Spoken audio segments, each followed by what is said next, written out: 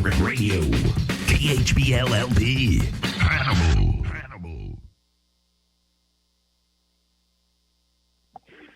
Good evening, Pirate fans, and welcome to Porter Stadium on the campus of Hannibal High School. The Hannibal Pirates take on the Kirksville Tigers tonight. Both teams come into this game 2-0 in the North Central Missouri Conference. Hannibal is 4-1 all total on the season, and Kirksville is 3-2. The Pirates are trying to avenge their only conference loss last year. It was at Kirksville. Hopefully we're able to put it on them this evening. This is Mark Dowell. Terry Sampson sitting next to me. My man Joe Thomas is somewhere down there on the field, on the edge of the field, and Joel Booth, I think, is going to make an appearance tonight as well. We'll talk this one over after this 2-minute break. You're listening to Hannibal Pirate Football on KHBL 96.9 FM. I'm Jordan Foey. And I'm Brad Kurz. We are your Edward Jones financial advisors in the Hannibal region. We're all about financial investments, but we also value the investments of time, patience, and encouragement that our young athletes receive from their coaches and teachers. That's why Edward Jones is a proud sponsor of Hannibal Pirate Football on KHBL. For all your investment needs, 573-221-1302 or edwardjones.com. Edward Jones, member SIPC. At Blessing Health, we believe every woman and her healthcare journey is unique. So our OBGYN specialists offer care for all of life's phases. Whether you're navigating life's changes, embracing new beginnings, or caring for your health because they depend on you. No matter where you are in life, you'll find us there, giving both of you exceptional care close to home. At every stage, we're here to support you. Blessing Health, with you every step of the way. This is Marcus Allen, the owner of Frozen Sippies at 108 North Main Street in historic downtown Hannibal. Frozen Sippies offers a family-friendly atmosphere with frozen slushies for all ages. We're proud to carry Papa Murphy's Pizza for dine-in or carry-out. We have pool tables, dartboards, plenty of space to host private events, including bridal showers, birthday parties, and more. Phone number is 573-603-1113. Frozen Sippies, bringing a taste of paradise to your hometown. For those nearing the age of 65, Medicare is an important consideration. At Alexic Family Insurance, we specialize in Medicare and health insurance. Hi, I'm Michael Alexic, your local insurance broker now licensed in Missouri and Illinois. Whether it's Medicare, health, life, or supplemental insurance, we can provide dedicated services to you and your loved ones. Our phone number is 573-570-4476, or we can be reached at alexicfamilyinsurance.com. Alexic Family Insurance, protecting your future one plan at a time.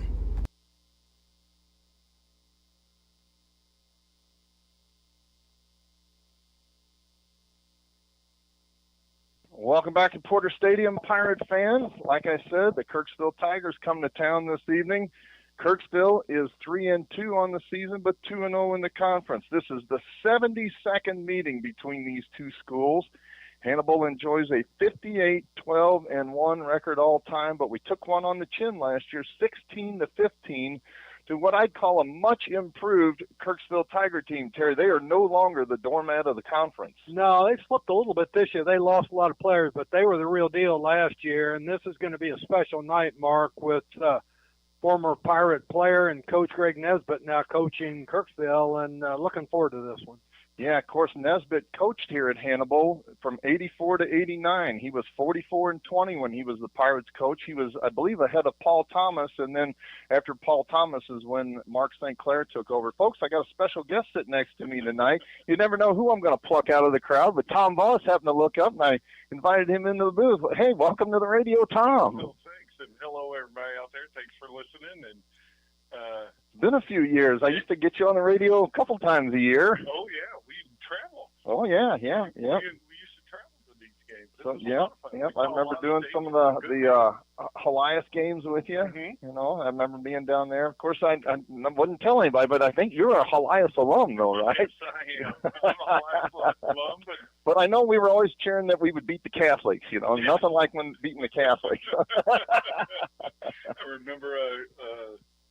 I remember a fellow Catholic here in Hannibal that used to say, "Oh, those cheating Catholics." Wait a minute, you're Catholic. Hey, Joe Thomas is down on the field. Joe, what's the crowd look like this evening?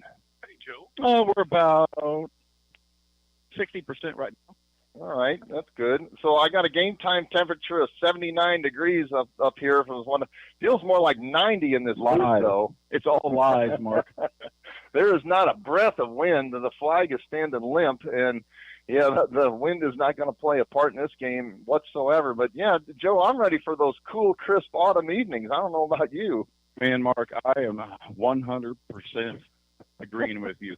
But I think we're going to have the 90-90-20. You're probably a little cooler down there than we are, Joe. Somebody forgot to turn the air on up here, and it's pretty warm right now. You're right, Jerry. It's way too hot up there. A lot of hot air. So, there you go. Yeah. Now, Terry, you mentioned Kirksville. They are down this year. They graduated a lot of their talent, but week in and week out, people know that the road to the conference championship comes through Porter Stadium. So I anticipate that we're going to get their best effort tonight. They are a well-coached team. Like I said, Greg Nesbitt is at the helm. They won't have any mistakes or issues that I could not think of. But yeah, we'll have to see how this one pans out. It's important for Hannibal to take charge early, I think. Yeah, Greg was, like I say, he coached here, coached at Truman.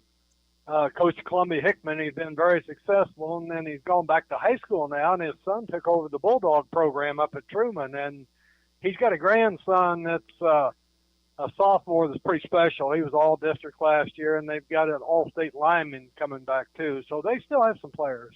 Their quarterback is a junior named Joel Feeney.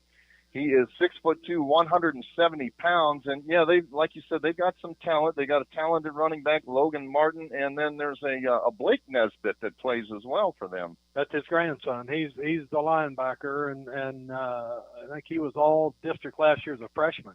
So, and then the Frazier, young man Frazier, he was an all-state lineman. Yeah, offensive lineman. That's all state. Now both teams are headed out onto the front. All right, Tom's got to take off there. Good to see you, Tommy. Take care, buddy.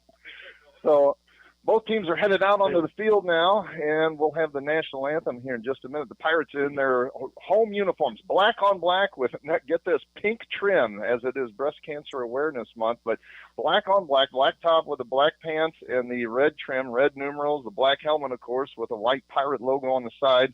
Kirksville is white on white. Of course, they've got black and orange trim, being the Tigers, and they're out on the field as well. It does not look like, Terry, that they've got a lot of players on their sideline. They're not quite as bad off as what St. Charles Lutheran was, showing up with 16 guys, but there's not a ton of players over on the far sideline. Yeah, I wondered that as well. I'm usually a pretty good judge because my grandson's playing on the JV team, and so I get to see the JV squads. A lot of them are kind of down, but their varsity squad's pretty small. So. And the Hannibal Pirate Pride Marching Band is taking the field now. They're going to do the national anthem here in just a second. They're finishing up, and Joe's down there on the sideline, getting you the feel of the game there. It's interesting. I love the new press box, Terry, but we don't have the sound here. Right? We can't hear hardly anything that's going on the field. And yet now we're going to send it down the field, and here is our national anthem.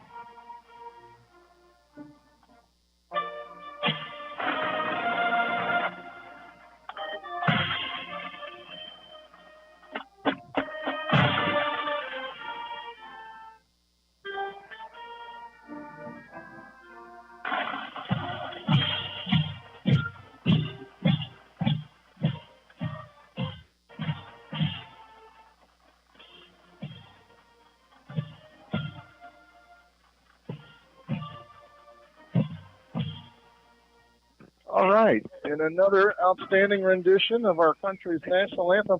I apologize, folks. Hannibal used to put out programs for the whole year, and they'd have the football team, the cheerleaders, the soccer team, the dancers, and they always listed who the band members were as well, and I know who the drum major was, but I apologize. I really don't know, other than your granddaughter and grandson is your grandson in the band? No, he's a football player, but your granddaughter Kendall is in the band as well. But, yeah, unless you know, Terry, I do not know who our drum majors are this year. No, I really don't know. My granddaughter plays the quads, and I know Eli Clayton, Will Clayton, and Monica's son is in the band, and I know some of the others, but I don't know a lot of them. So it was real easy to hear that bass drum kick in on the radio, wasn't it? So, yeah. Mark, I'll be walking out here with the officials here. Oh, wonderful. Yeah, we'll have the coin toss now. Folks, this is something that we've done for a while here on KHBL Radio. It's something unique to our station. I'm not sure anybody covers the coin toss across the state of Missouri in high school football. The Hannibal Pirate looks like our captains this evening are Trey Hoskins, and then there's 58 Patrick Arthod. He was one of our guests last Tuesday. Number 11 is, of course, James Wetton, and number 6, Kason McAfee. They are our captains, and they're headed out onto the field with the officials. Let me check out here. Lewis came by earlier and gave me the officials, and our referee this evening, head referee, is Aiden Hannum. Hannam. Aiden Hannum is our referee, and he's headed out onto the field with Hannibal head coach Jeff Geschwinder. He's going to meet Greg Nesbitt at the 50-yard line. They shake hands, and I will throw it down to Joe here in a minute for introductions and the coin toss.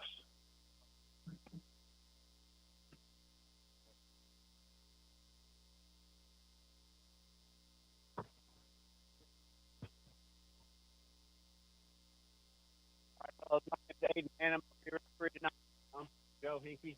You guys are captains for a reason, okay? Make sure you take care of your teammates. If we got any problems, we're going to come to you guys. If you got any problems, you can come to us to ask questions, okay?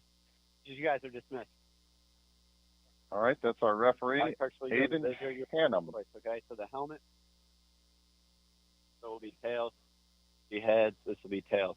I'm going to toss it, let it hit the ground. What's your call? Okay. What do you say? What do you say? Okay. It is heads. You're toss it. We're like the first. You're like the defer. Kirksville is going to defer. They won the toss, and they will defer. Hannibal will receive the kickoff to start this game, and we'll be underway here shortly. So Michael Holliday just texted me. He's trying to find us online and said he hasn't been able to, so I'm going to leave that up to Dano back at the studio. I'm not sure if we got a technical problem, but we should be on the air on 96.9 FM, and hopefully he can get the live feed straightened out, however that works. He's much more technical than I am. Holy cow, Joel Mama is in the house. Joel Booth has joined us. Joel, I thought you were just a legend, my man. I ain't seen you in a month. Ooh, hey, guys. How y'all doing? He does exist. I do exist. Kind of like Santa Claus at Christmas time. Well, I figured I'd show up, just to leave for a couple weeks. Last I checked, you were in South Dakota. Yeah. Trying to hitch a ride. I'm back. You were at that airport for about a week, weren't you? I was. But I'm glad to be home. And I leave on Sunday for Ireland and Scotland. Oh, nice. Are you on that trip? Yep. Nice. Miss Lane. All right, back deep to receive the opening kickoff. Ben Worthington is standing to the near side, and he is flanked. Standing in the middle is Cade Hoskins. And then Darian Washington is over on the far side at the 10-yard line. The Pirates are defending the east end zone, and they're headed left to right across your radio dial. The Kirksville kicker gets the football from the official. He is number 89. He spots the ball at the 40-yard line along the near side hash. That's Beckett Lyons. He spots the ball at the near side all the way over to the left side at the hash mark, and he waits for the official's signal. There it is. There's the whistle, and he looks over his line, and he gets ready to step into this one. Here's the kick. It's a short kick, bouncing, taken at the 25-yard line to the 30-yard line. It has a seam to the 35 to the 40. 45 and diving across the 50-yard line that's the Ferrari there. Wow, that was impressive. Yeah, Nick Ferreira. It got actually behind him. He had to reach around and get it. It hit him in the hands. It bounced a couple of times. It hit him in the hands.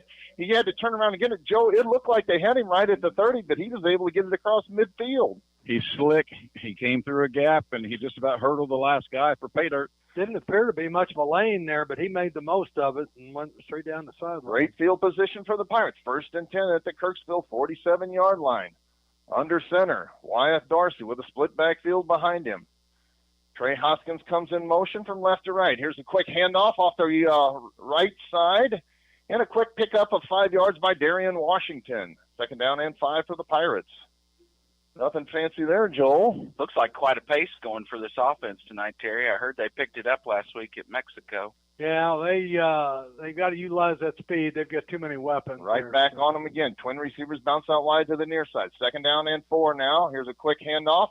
Right off the right side, and look out, he's got room to run. Hoskins is into the secondary. He's all the way down to the 29. 1st down for the Pirates. Nice holes right there. I don't know if you can see them, Joe, but they opened that wide open. Oh, I could definitely see it there. I could see the score clock behind it wide open. Yep. 1st and 10 for the Pirates at the Kirksville 29-yard line. Just underway here. No score. First possession of the game. From the 29-yard line, ball is on the near side hash mark. Dorsey under center again. Takes a snap. Handoff left side this time. Hoskins into the secondary. Gets a block. Now a couple of them.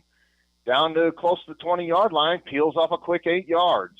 We'll take 7 or 8 every time, won't we, Joel? Oh, absolutely. Oh, my. That's even more than old Pete, coach, used to say. Yeah. 3 yards in a cloud of dust. Yeah. We'll take The 8. offensive line has picked up right where they left off last week. We named the offensive line our players of the game last week, and they are controlling the line of scrimmage early on. Patrick Arthod comes set now, gets ready to snap the ball.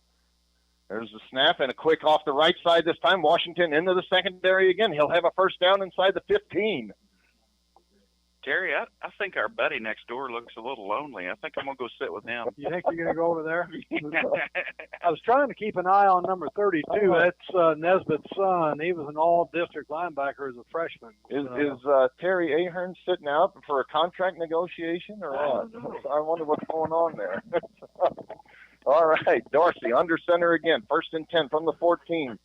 It's a quarterback keeper now this time. Now they fumble it. He pitched the ball, tried to get it to, and it's picked up by Washington, but it was a late pitch. It was kind of behind Washington. Washington was able to dive on it, but the Pirates are going to lose about 8 yards on that one. That's about 10 yards on that one. First time I've seen him make that big of a mistake. He should have just taken that ball and stayed with it. Yeah, they hit him, and he had to make a quick decision. 3 receivers out wide to the far side now on 2nd down and 20. Takes the snap, pitches the ball, pass is complete down inside the 20-yard line and shoved out of bounds as Reed Holiday. Nice pitch and catch to Reed. Good pattern, and he was wide Of course, open. Reed's dad, Mike, joined me on the radio last week. They didn't even look at Reed all game long. I was so bad for them to throw him a pass. And, yeah, he said, son, welcome to being a wide receiver for the Hannibal Pirates. There you go. And they get a lot more action. 3rd down now. 3rd and 13 for the Pirates. From the 17-yard line, here's a quick snap and a pitch off the left side, and touchdown, Washington. Took it in off a left tackle. Once he got into the secondary, there was nobody around him. Great blocking up front for the Pirates, and the Pirates bounce out on top 6-0 with the extra point pending. 9:41 left to go in the first quarter. You know, don't look past anything the Kirksville Tigers are going to do tonight when they're coached by Nesbitt. Whew. He's going to come back, that's for sure. He's a good one. Yes, he is. Terry, did I hear that they have a whoop?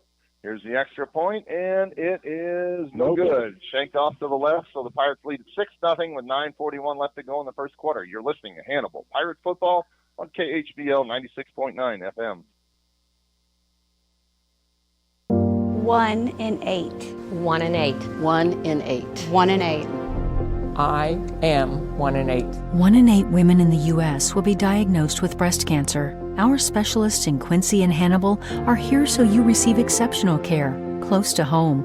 From industry-leading early detection technology to clinical research and oncology care, we're here to stop cancer from getting in the way. Blessing Health, with you every step of the way.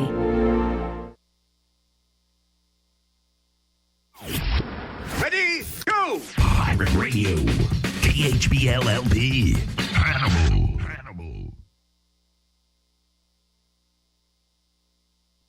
Darian Washington has put the Pirates up 6-0. Early on in the football game, Terry, how many plays was on that drive? 7 plays, 47 yards, 17-yard run by Darian Washington. Took about 2 minutes. Pretty efficient outside of that one play for loss. And here's the kick now by Washington, straight down the middle of the field, taking it to the 12-yard line, across the 15 to the 20, bouncing it outside to the 30-yard line now, looking for a block at the 35 and knocked out of bounds at the 37. Kick was returned by number 1, that is Lake Meyer, and he's got decent field position for the Kirksville Tigers on their first possession of the game. As we get going on this first possession for offense for Kirksville, I heard that their running back blew his ACL this week. I hate to hear awful. that. Hate to hear that. Awful. You hate to see that.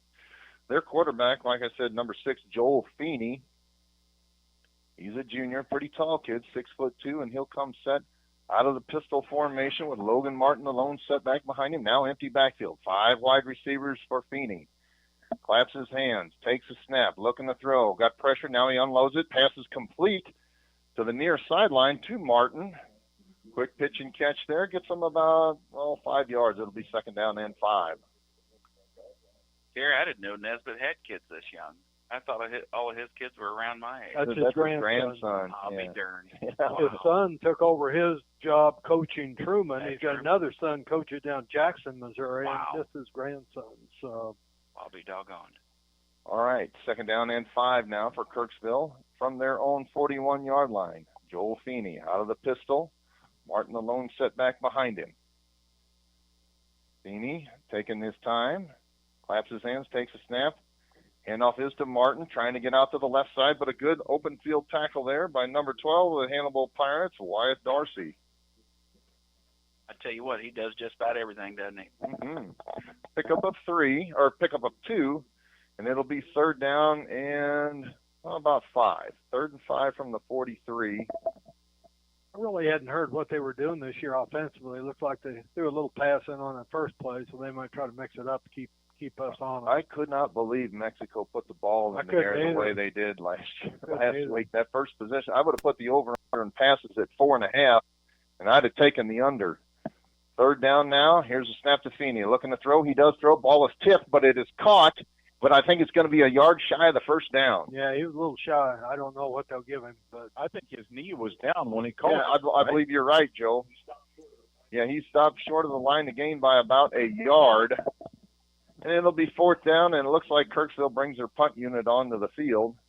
Darian Washington heads back into the Pirates secondary. Looks like the Kirksville punter is number 28. That is Keegan Wayner. He's a 6', 185-pound senior. Here's a snap. It's a good one. Wayner steps into this one. It's a beautiful punt. Washington takes it, lets it bounce in front of him. Now he takes it at the 20-yard line, and he gets hit there. He got out of a couple of tackles, but he's dropped at the 20. He took it at the 17, and they had good downfield coverage, so the Pirates will have first and 10 from just the 20. a little nervous, Joel, with that quick pick on that ball. He definitely is quick, that's for sure. First and 10 for the Pirates from their own 20-yard line. They lead this one 6-0 with 7:20 left to go in the first quarter. A quick 3-and-out for the Kirksville Tigers. And Hannibal trying to tack some more onto this early lead. Wyatt Darcy breaks the huddle. He'll come set. Pistol formation this time. Twin wide receivers out to the far side. Single tight end set. Here's the option play, and he keeps it, and he wishes he'd have pitched it now. He's got guys all over him, and they're going to tackle him for about a 10-yard loss. That was a really nice defensive stand by the Tigers that time. They had 2 or 3 guys back there. I don't know who was blocking up front or who wasn't blocking up front, but, yeah, there was a lot of Kirksville Tigers in the backfield before that play had a chance to develop. They're only going to give him a loss of 4. He's very fortunate. I guess he gets forward progress. Yeah, I thought he lost more than that. I don't know if Frazier, number 66, plays defense. He was the all-state offensive lineman. I don't know if he plays both ways or not. Second down, 14 now, out of the pistol. Twin wide receivers bounce out wide each side of the field. Wyatt Darcy takes a snap, 3-step drop, plenty of time. He unloads the football to the near side and is incomplete.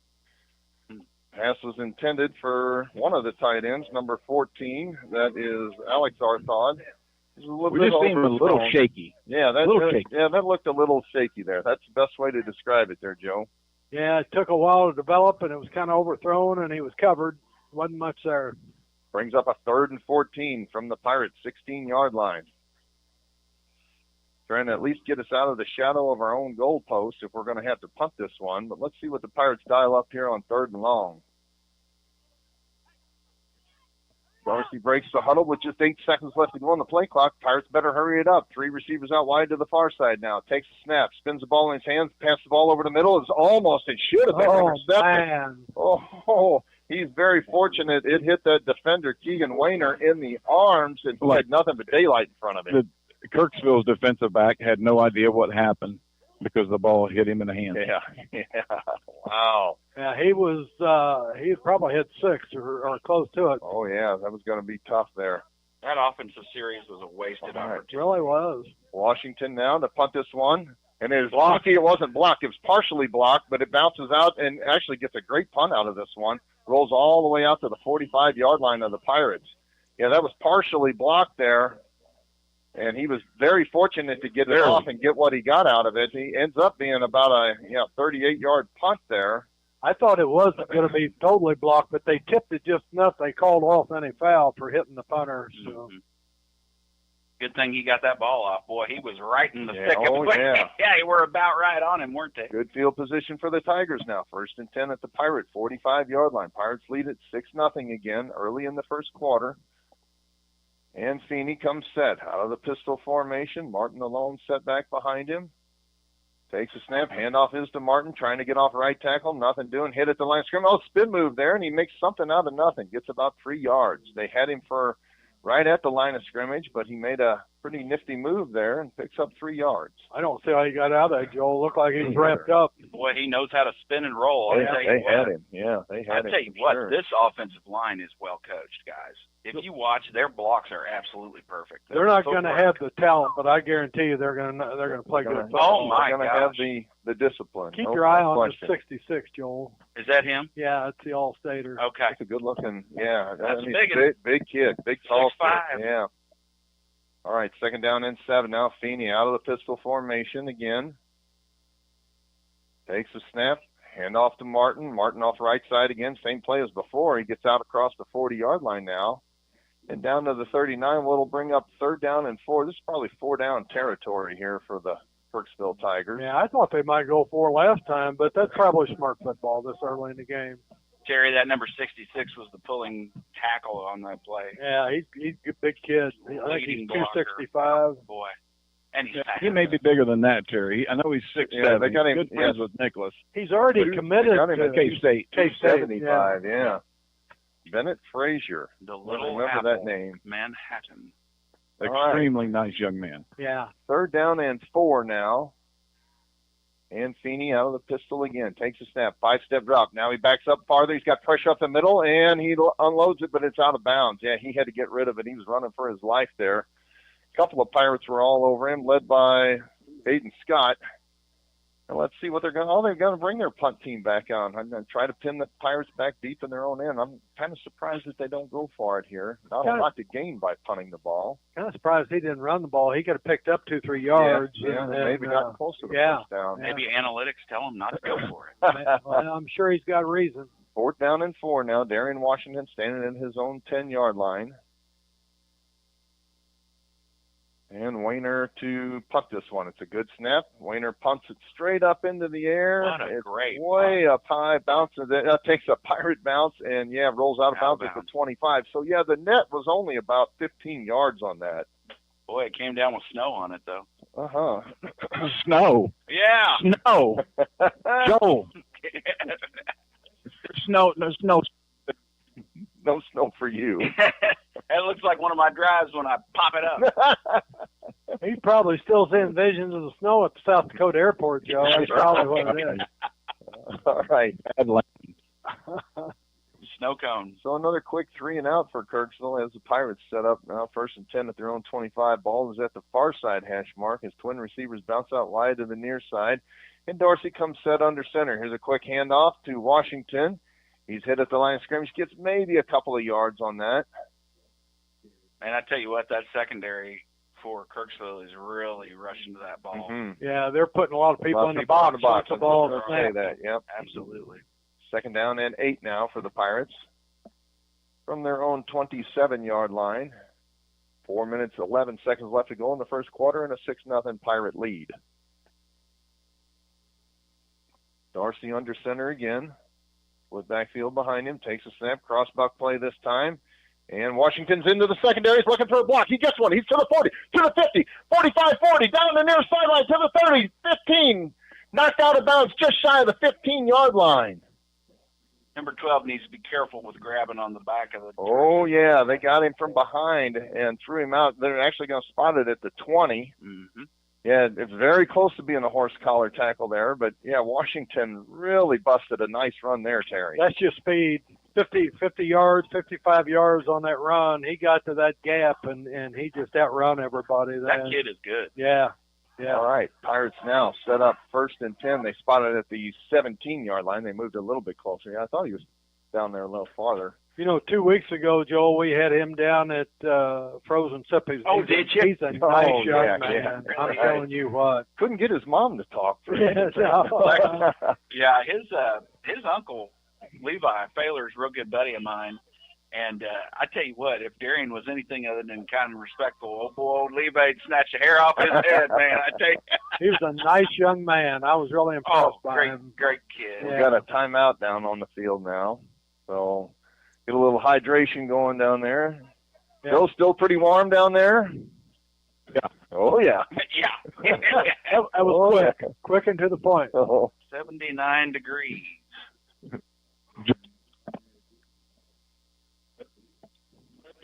I think it's supposed to cool down a little bit next week, isn't it? I think Tuesday, starting Tuesday. Yeah, I've been thinking, man, this time I usually like to get out and do a little hunting, but who in the heck would want to field dress a deer right now? It's 90-degree weather. Sunday when I fly in. Didn't want them slimy things. High of 60 and a low of 40. Woohoo! Where are you flying into? Edinburgh. Woohoo! Very nice. All right, the Pirates after this timeout will come set. 1st and 10 from the Kirksville 17-yard line. Out of the pistol formation now. Darcy takes a snap, quick handoff, and up the middle is Hoskins. He's down inside the 10-yard line, close to a first down. That was a heck of a hit by that Kirksville. Oh, yeah. He spun Cade Hoskins around. He still picks up 8 to 9 yards now. It'll be 2nd down and maybe a long yard from just inside the 10. Out of the pistol again. Hoskins the lone setback behind Darcy. It's a fumble. Yep.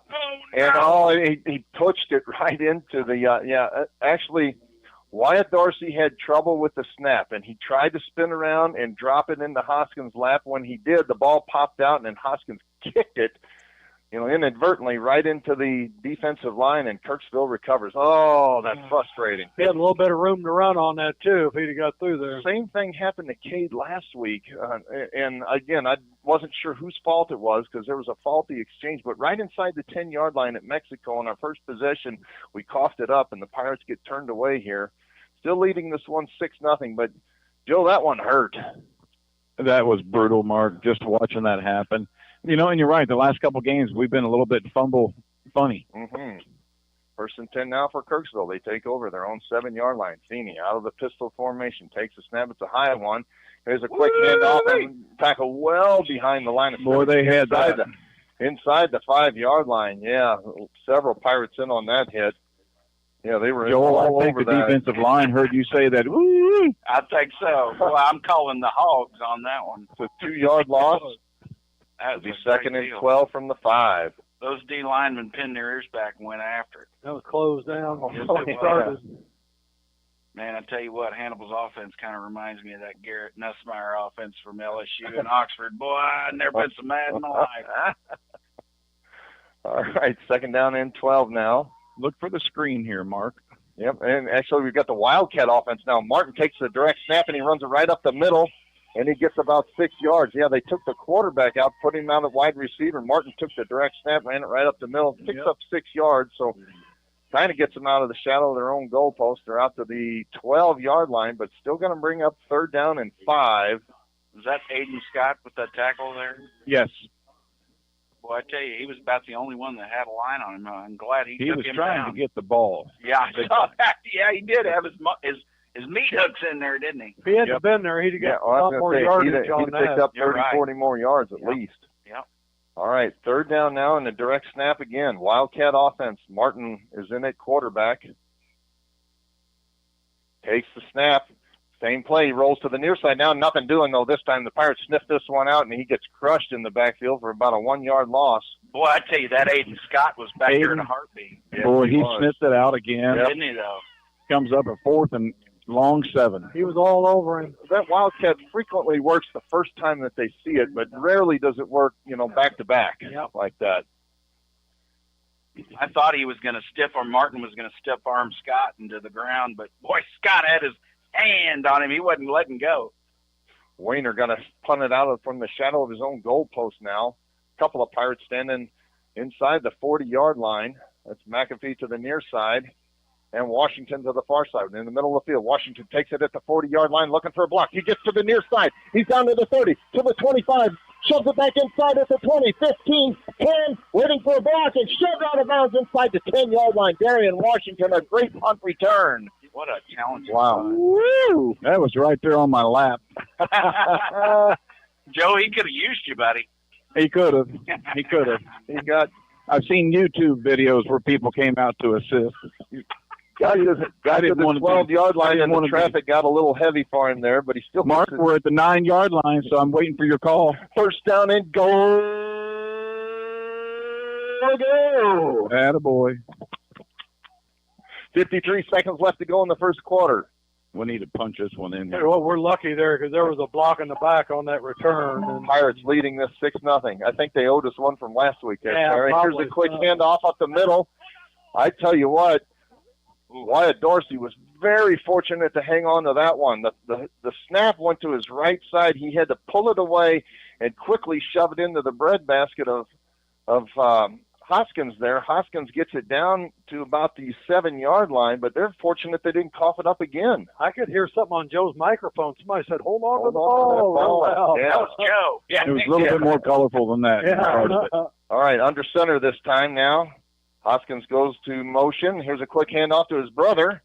And Cade is down inside the 5-yard line before he's knocked down and bring up 3rd and goal from just inside the 5. And that'll probably be the last play of the first quarter. Yeah, we're about to end that. What do you officially call that shuffle step? So down I don't know. I just said, he kind of goes in motion. Yeah, it's like you said, it's a shuffle step. I know plenty of times that was have we played defense in basketball. We used to do these doggone defensive drills, and I hated those. You play basketball, Mark? Oh, a time or two. I know what you're talking about, Mark. I hated those. Oh, yeah. The slide drills, they call it. Slide. Oh, I hated Mark, those. you don't really look like you would have played basketball. Yeah, whatever. All right, that's the end of the first quarter, Pirate fans. Pirates lead this one 6-0. You're listening to Hannibal. Pirate Football on KHBL 96.9 FM. Crescent Jewelry has always been the Hannibal Pirates' #1 fan. They know and appreciate the efforts and determination these young men must have to enjoy a successful season. Crescent Jewelry has used the same principles to run their business. Your local hometown jeweler for all your jewelry needs is Crescent Jewelers. They offer quality jewelry. Like the Pirates, they try hard to go that extra yard. Crescent Jewelry, 207 Broadway in downtown Hannibal since 1842. Wondering at what age you can retire? Let Benson Financial Group help you answer this question. Trade the best job you ever had for the only job you ever wished for. Our advisors are experienced in developing financial planning strategies for retirement and income distribution. We will build your retirement plan to replace that paycheck. There will be a smart place to get your money when you need it. It'll be an honor to advise you as you plan for your future. Benson Financial Group. Built on trust, dedicated to service.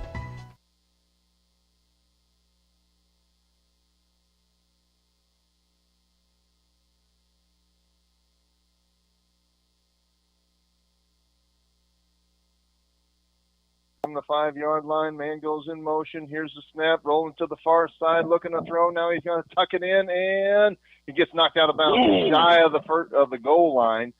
Boy, they hit him hard. Boy, they hit the dog. Trying to say who that was. Got to bring up 4th and goal for the Pirates. Is that number 8? I couldn't tell. It's either an 8 or a 0. That might have been Blake Nesbitt. That's him. I Yep, think it was. Yeah. 0, Blake Nesbitt. I don't think Dorsey ever intended to throw that ball. It was a run the whole way. 4th down and goal now. Full house backfield for the Pirates. Darcy under center, takes a snap, pitching to Hoskins, and he's into the end zone off a left tackle. Touchdown, Cade Hoskins. Like a dart. He took it in with two blockers in front of him, and the offensive line bowled his way into the end zone to make it 12-0 Pirates. I think they're going for two. Looks like they're going to set up to go for two, yep.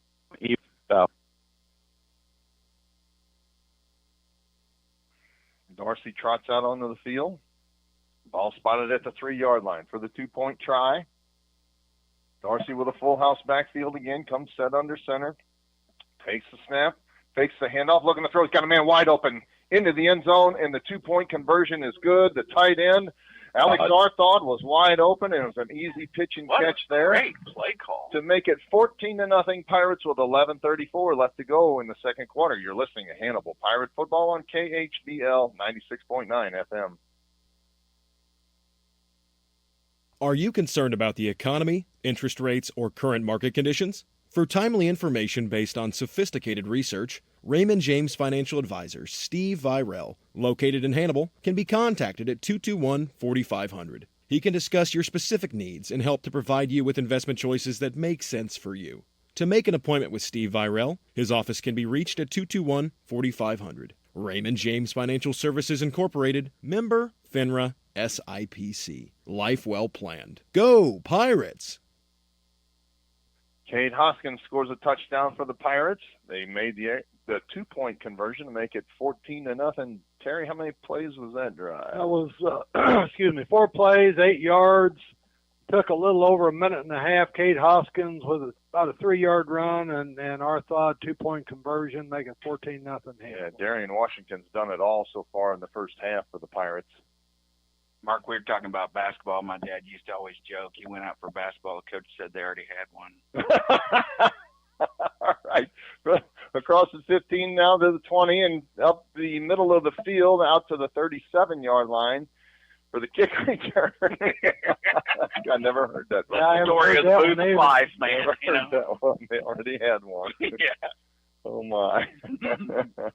All right. So Kirksville's got it 1st and 10 at their own 38-yard line. They trail this one 14-0, and Joel Feeney trots out onto the field now. He's a well-named young man. For the Kirksville Tigers. You know, the difference between this Kirksville team and other teams that don't maybe have the same amount of quality is they don't make mistakes and they still play good basketball. Absolutely. That is true. Yeah, they haven't made any mistakes yet. Out of the pistol formation, Feeney on 1st and 10. It's a high snap, rolls to the near side. Now he's looking to throw. He's got all kinds of pressure on him. He unloads it, throws it out of bounds. Only thing he could do. Yeah, everybody was covered downfield. Good coverage by the Hannibal Pirates secondary that time. And Feeney was running for his life, had to get rid of that one. We had about 3 or 4 defensive backs, and they were all over every receiver. He had nowhere to throw. I don't know what kind of defense coach calls, and I don't know when they switch from cover 2 to man-on-man, but, man, you can sure tell a difference. These boys love to play man-on-man. You got the speed and the potential. It's a good way to do it. Absolutely. 2nd down now, 2nd and 10. For the Kirksville Tigers. Feeney out of the pistol formation again. Martin alone set back behind him. Handoff is to Martin, trying to get to the line of scrimmage. Good blocking there. He's very patient, and he had to be. James Wetton was right in his face, but there was a blocker between him and James. And he's going to get about 6 yards on that carry there. He got 6 yards on something he should have got about 2 on, Yeah. probably. James just couldn't get off of that blocker. No. He stood him up. It was a good block. He was not holding him either. So I watched that very closely. 3rd down and 4 now for Kirksville. From their own 44-yard line, ball is at the far side hash mark. In just under 11 minutes to play in the second quarter, Pirates again leading this one 14-0. Joel Feeney out of the pistol, takes a snap, 5-step drop, got pressure up the middle, has to throw it, and it is complete along the far sideline. That is Kirksville's initial, I think, 1st down of the game. I think you're right. Number 5, Logan Martin with the reception. Yeah, he came out of the backfield and was open on the far sideline. His nice little touch pass. That was a pretty pass, actually. Yep. Steps up into the pocket. Oh, good. Yeah. Awesome. We'll have a couple of kids here from the not really the River City Review. It's the musical. I'm sure the same kids are in the River City Music Review. Man. I think Yeah. both of them are in there probably. Man, that's going to be a fun show. Halftime. All right, empty backfield this time for Feeney. Out of the shotgun formation, it's a quarterback keeper, and he dives across the line of scrimmage, picks up a couple of yards. It'll be 2nd down and 8. That was a run play the whole way. He never looked to throw the football with an empty backfield. 2nd down and 8 now for Kirksville in Pirate territory at the Pirate 45-yard line. I saw big boy Noah Brown come trotting out. I'm glad to see him in there making a difference on that D-line. Right. Joel Feeney getting the play on the far sideline from Greg Nesbitt. Now he trots in the huddle, and he breaks it with 10 seconds left to go on the play clock. Pistol formation now on 2nd down and 8. Feeney takes a snap, hands the ball to Martin. Martin off a left tackle. He'll get to the line of scrimmage and gets maybe a yard on that one before he's tackled by Wyatt Dorsey. They're very patient on that run, Joe, and our Mark, and they're getting more yardage than I think they would get. It took a long time for that play to develop. Yeah, you're right. Very patient is the way to put it. So 3rd down and 7 now for Kirksville at the Pirate 44-yard line. Every time I walk in, I get accosted by Starla Dunn trying to get me to buy something. Buy an umbrella or something. For her doing the club deal. Absolutely. Great out there. 3 wide receivers out wide to the near side now. Twins to the far side. Empty backfield. On 3rd down and 7. Feeney takes a snap, spins the ball in his hands, lets it fly. It is, almost intercepted. Very close. Got tipped up in the air and almost intercepted by the Pirates, but hit the ground. Hit the ground before they could snag it. And, Wyatt Dorsey made a play on it. Just couldn't snag it. 4th down and 7 for Kirksville, and they come into punt formation with Wayner at his own 48-yard line and Washington standing at his own 12. They probably don't want any part of kicking it to him. After his last punt return, it's a good snap. And Wayner definitely does punt it away from, now he takes a fair catch. Yeah, he was able to get it at the 10-yard line. Washington catches it at the 10-yard line. I'm surprised they punted it to him, but the ball was up plenty high, so they got good coverage downfield. And it'll be 1st and 10 for the Pirates from their own, 10-yard line with 8:23 left to go in the first half. And again, the Pirates leading this one 14-0.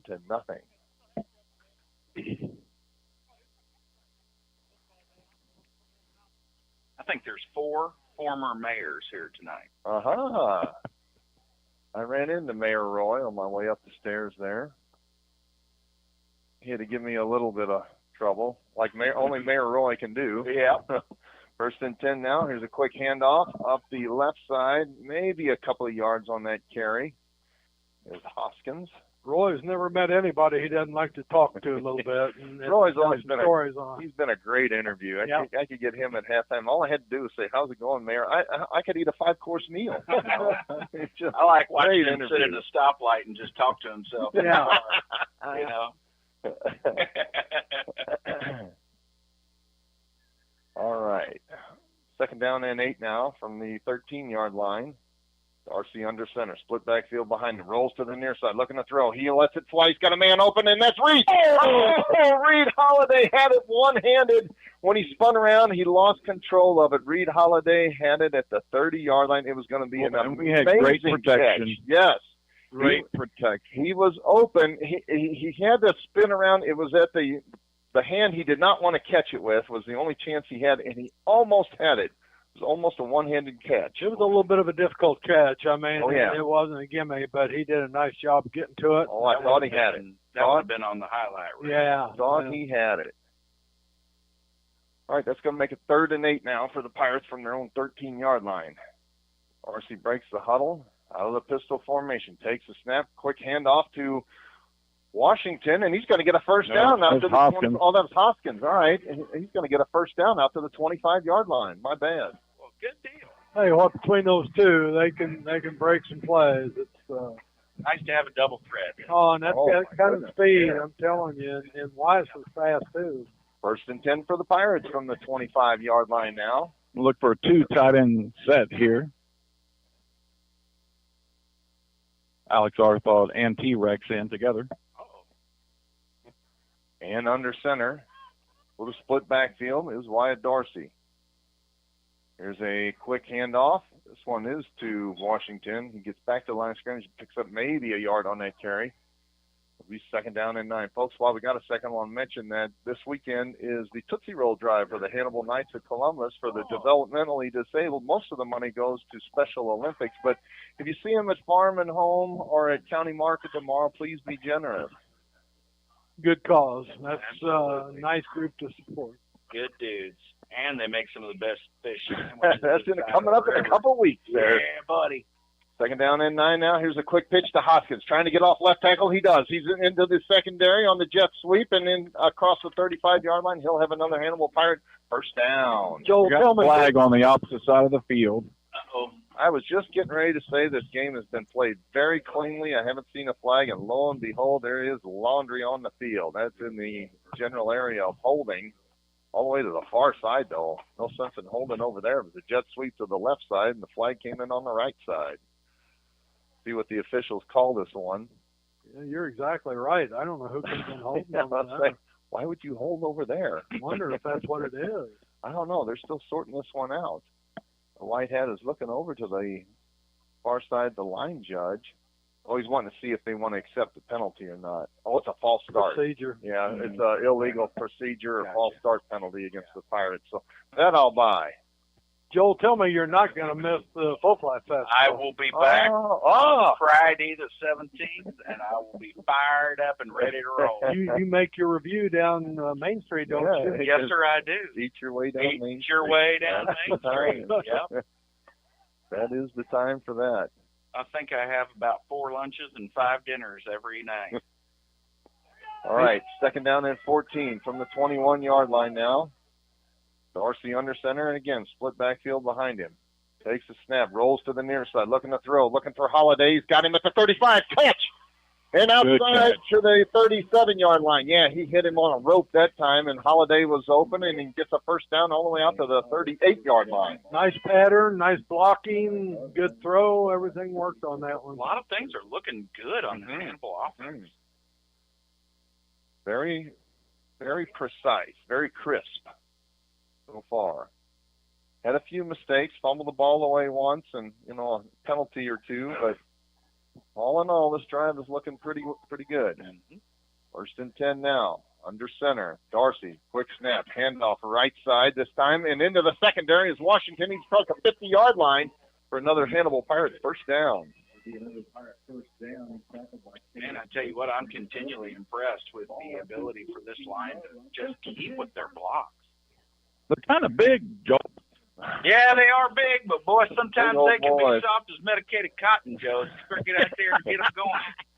3 receivers out wide to the far side now. Out of the pistol. Dorsey, 3-step drop, lets it fly. Pass is complete. Reed Holiday's got it along the far sideline. His 3rd catch of the game, and he's thrown down out of bounds. Where's the flag there? He's 3 yards out of bounds, and they spun him around and knocked him down. Come on, guys.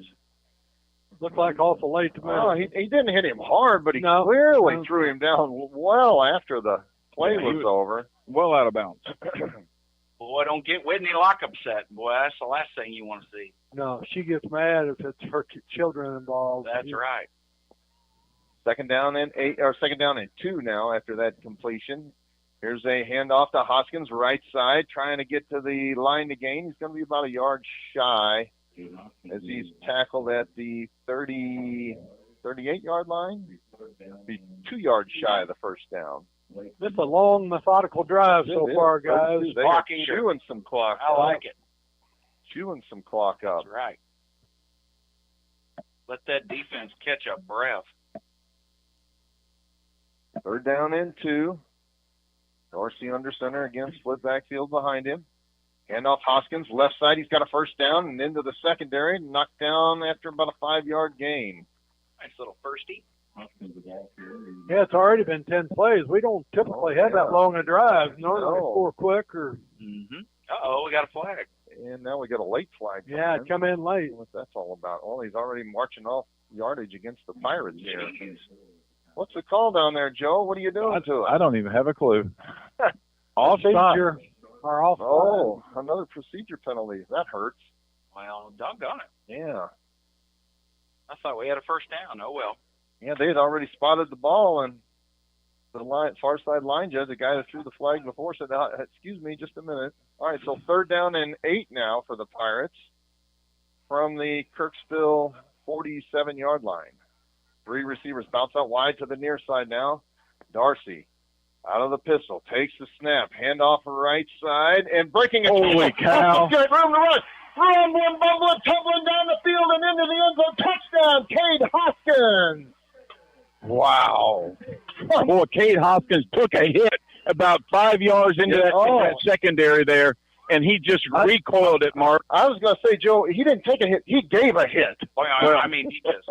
There was probably a little give and take on that. That reminded me of Ricky Williams. I haven't seen a hit like that since Ricky was toting the football. No doubt. For the Texas Longhorns, and a 47-yard touchdown run for Cade Hoskins has the Pirates up 20-0 in the extra point pending, and there's the kick. It is good. So with our score, Hannibal 21, Kirksville nothing, 3:42 left to go in the first half. You're listening to Hannibal Pirate Football on KHPL 96.9 FM. Smith Funeral Home and Chapel started in 1888, serving others as they would want to be served, with reverence, respect, and responsibility. Services are personalized and specific to each family. Smith Funeral Home and Chapel is proud to have provided over 130 years of service to the Hannibal community and the surrounding area. Brent Massey and staff wish the best of luck to the Hannibal High School Pirates.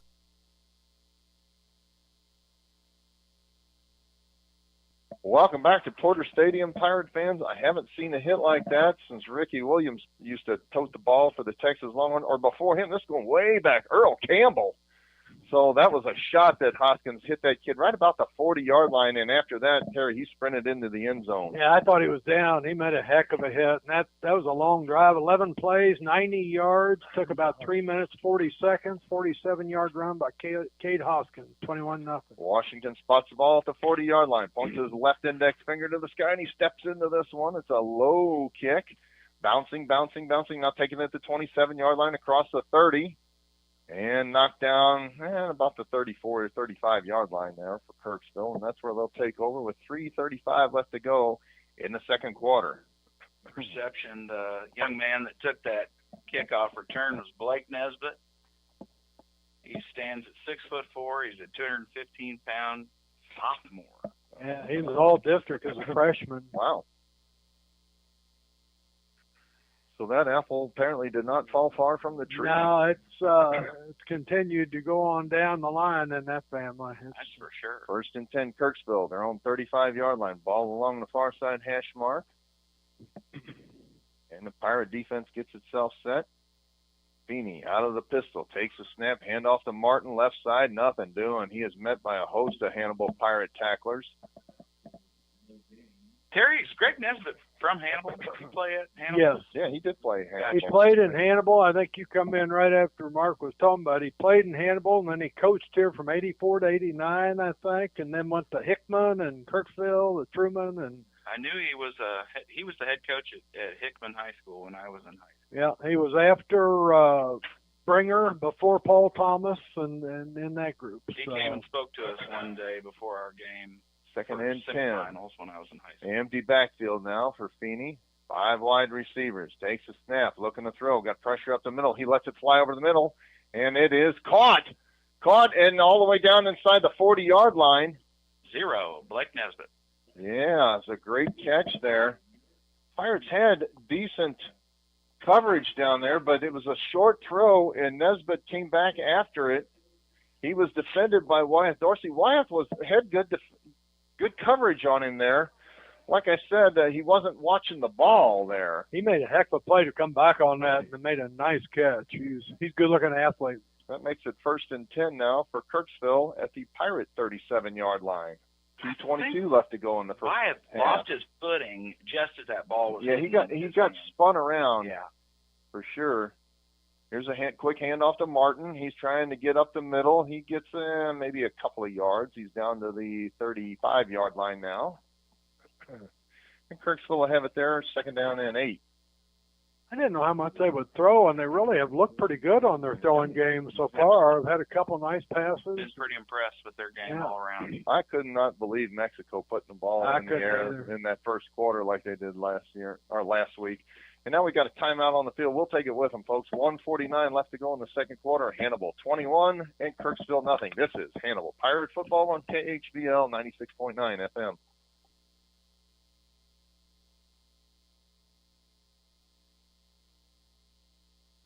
One in 8. 1 in 8. 1 in 8. 1 in 8. I am 1 in 8. 1 in 8 women in the U.S. will be diagnosed with breast cancer. Our specialists in Quincy and Hannibal are here so you receive exceptional care, close to home. From industry-leading early detection technology to clinical research and oncology care, we're here to stop cancer from getting in the way. Blessing Health, with you every step of the way.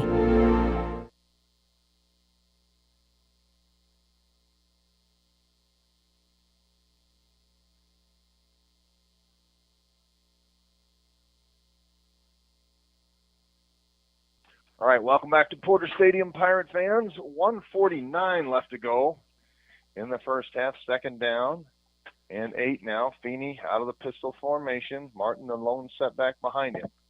Handoff is to Martin. He's patient. He gets into the secondary to the 30-yard line, dives ahead to the 28. He'll have a first down there. Good patient run by the tailback. He's a nice-looking running back. He really is. Logan Martin. He's a senior, 6 foot, 190 pound tailback. They got them set up for a first down. Their deepest penetration so far, they've got it 1st and 10 at the Pirate 27-yard line now. In no particular hurry. Kirksville won the toss, elected to defer, so they'll receive the second half kickoff. They're trying to do the score and score again here. Feeney out of the pistol, takes a snap, rolls to the near side, lets it fly, passes complete down inside the 20-yard line. Whoa. Look out. Boy, they didn't call it. Yeah, passes complete to Blake Nesbitt. Boy, what an athlete there. And they definitely could have called it. Yeah, we're lucky. I think they owed the Pirates one clear. there. It was similar where Hopkins took one out of bounds. But, yeah, they definitely could have called it. That's, yeah. Yeah, that could got be a tackled right in front of Joe Thomas. Yeah, we got lucky there. Yeah. They got lucky we didn't get a flag call. I got lucky I didn't get taken out. Yeah. Even Joe was reaching in his pocket to throw the yellow laundry. No, I was getting the hell out of there. First down and 10 from the 15-yard line. Feeney takes a snap, looking to throw, throws the football. It is complete to the 10-yard line and ruffled out of bounds at the 10 is Martin. That's their best-looking pass play there, is the quick hitter.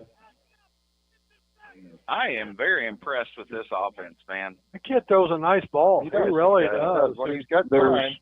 The only thing I can say is he's pretty accurate, but he does not put any heat to it. No. Yeah. It does come out like a wounded quail. Now we got a timeout on the field. Yeah, you're right, Joe.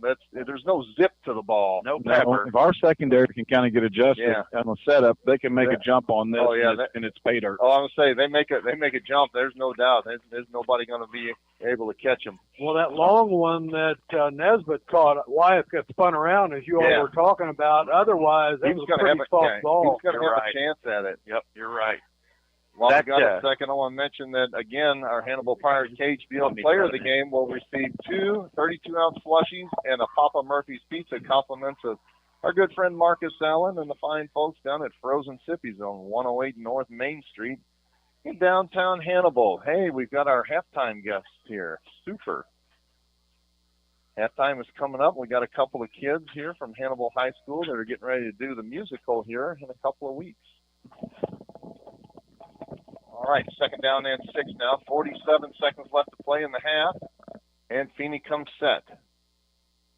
Empty backfield. Out of the shotgun formation, Feeney takes a snap. 5-step drop, looking to throw. Lets the ball fly into the end zone and is incomplete. He let it go out of bounds. I almost had it. Yeah, I'll say. It was right to my I'm getting so much action down here in the corner.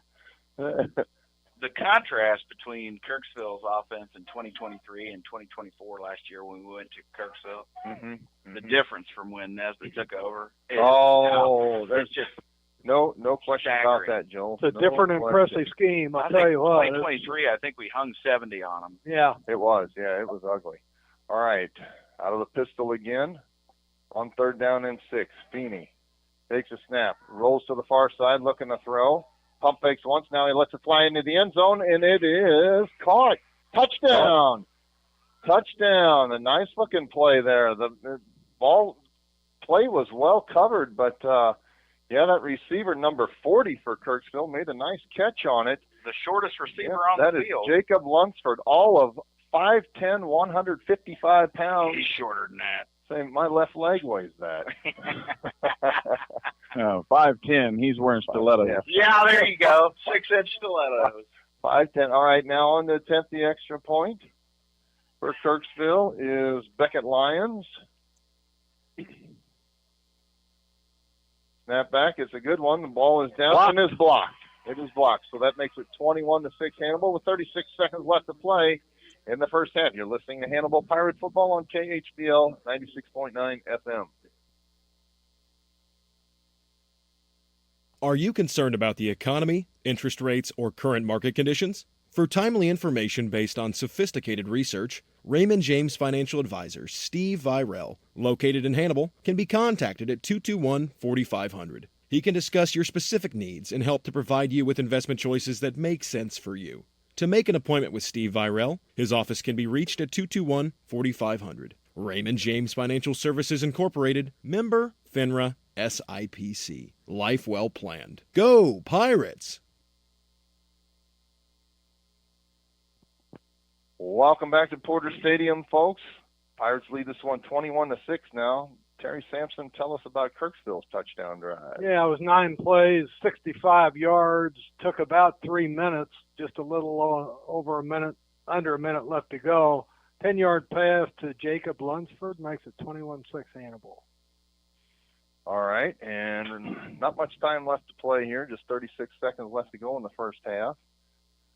But Beckett Lyons spots the ball along the far side hash mark at the 40-yard line. Pirates get ready to try to make a good return, see if they can't tack some more points on the board going into halftime. They've got a couple of timeouts to work with here. And here's the kick from Lyons. It's it ended up being almost an onside kick. It hit one of the Pirates. And, did they recover it? I think they did. Oh, yeah. It had to be. They were the only ones that had a chance at it. Yeah, it hit one of the up guys. And 19 Julian Murphy? So right in the paw. Yeah, hit 19, and, that was Donnie Murphy. Donnie. Hit Donnie right in the chest. And it actually bounced off of his chest. 34 seconds, and now Kirksville will have the ball, 1st and 10. Look for him to go deep. The 46-yard line of the Hannibal Pirates. Feeney takes the snap, fakes the handoff, play-action pass out to the left side. It is complete and down inside the 40-yard line. We'll give them that. And they pick up about 8 yards, and it'll be 2nd down and 2 with just 27 seconds left to play in the first half. Pickup of just 5 yards. I thought he got more than that. Down to the 41-yard line. Yeah, I don't know what he was doing on that kick, but it went right off Murphy's leg, and they were all over it. So.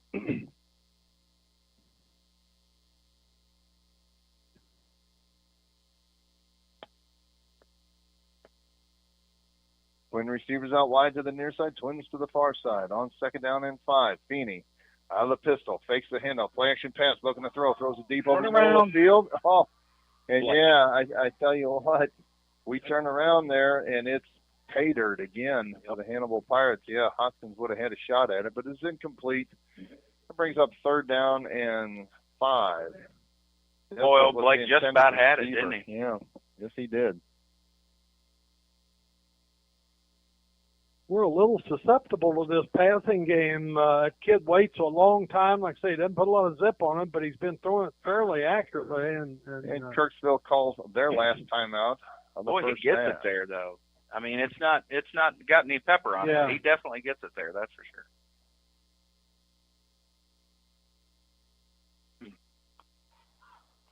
So we got the pink out night. Yeah, oh yeah. We got pink in the crowd. Got pink on the field.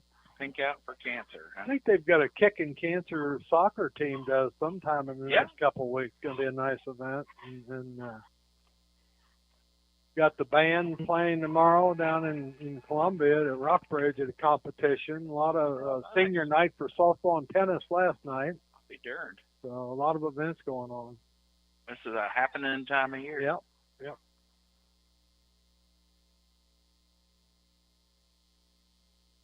I might just have to have a scotch while I'm in Scotland, Terry. You think so? Yeah.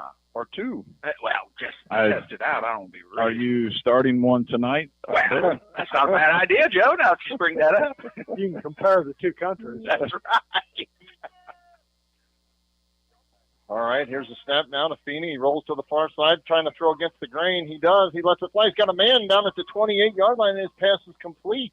He did not care that he had about 6 people coming right in. No, he stayed right there. What a We got somebody hurt, too. That's McAfee down, I think. Is it? Okay. Just 15 McAfee seconds came left through to go. there along with Trey Hoskins like a raging bull on his left side, untouched. We had about 5 guys all over him. Like I said, he just hung in there and nice little throw down the field.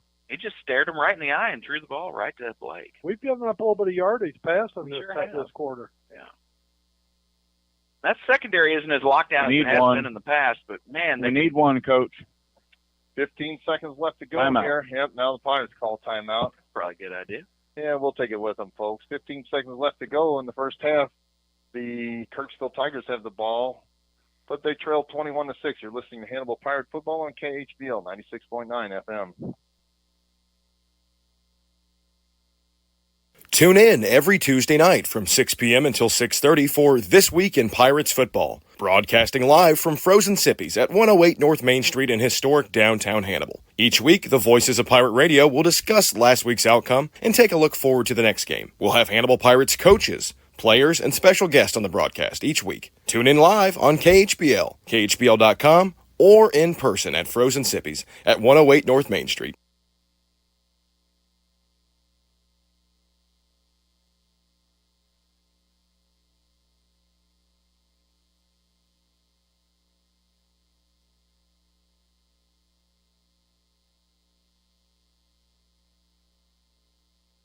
All right, 15 seconds left to go in the first half. Kirksville's got it. First down and 10 from the Hannibal Pirate 29-yard line. They just spent the last of their timeouts. Feeney out of the pistol formation.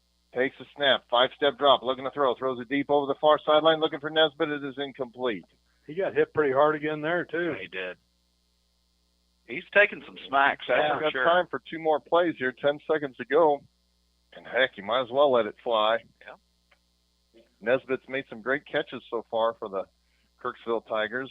They're trailing this one 21-6, but feels like this game is closer than it shows on the scoreboard here. First quarter and a half, we pretty much dominated, but they've made it interesting here. They have. Like I said, these guys are not the doormat of the conference anymore.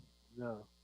Feeney out of the pistol again with 10 seconds left to play. Takes a snap, throws the football deep over the far side again. He's got a man. It was Nesbitt, but he was out of bounds. He let him, and yeah, I mean that's his only target. He's throwing it up to Nesbitt. And You're exactly right, Mark. You know, and he's the best athlete on Kirksville's team, I think. He went up after that one too. I'll tell you he what. laid out. I mean, you could put 4 Pirates on the guy. He's still throwing it to him. So we got somebody down. He's getting up. All right, 4 seconds left to play. Time for one last play. And, yeah, that's about all they can do. Well, look out for the famous hook and lateral here, Joel. Hook and fumble? The old Boise State play against Oklahoma. All right. That only works on Bluefield. Time for one last play. Feeney takes a snap. 5-step drop. Looking to throw. Pass is complete to the near side. Oh, there's a block in the back. Martin's got it, but he's looking for a couple of blocks. He's getting them there in the block. He stiff arms the man at the 20, gets ridden out of bounds at the 15-yard line. And now a flag comes in well after the play, right in front of my man Joe Thomas. The guy took the flag and he threw it at the 15-yard line. And they're going to throw that on the coaches. Oh, for encroachment or out on the field? No, they're calling on our coaches because they're getting on. They said you've missed 2 Holds. You've missed or 2 blocks in the back. Yeah. blocks. Yeah, I think is that a warning the first time? Yeah. Well, he's stopping the clock. I know technically the half cannot end on a defensive penalty, but that's that penalty there is a warning. I think they get one warning, and the next one counts. So that will be the end of the first half. Our score, Hannibal 21, Kirksville 6. When we come back, we'll talk with a couple of young men here that are getting ready to put on the musical here in Hannibal High School. And we'll go through the first half stats. You're listening to Hannibal Pirate Football on KHBL 96.9 FM.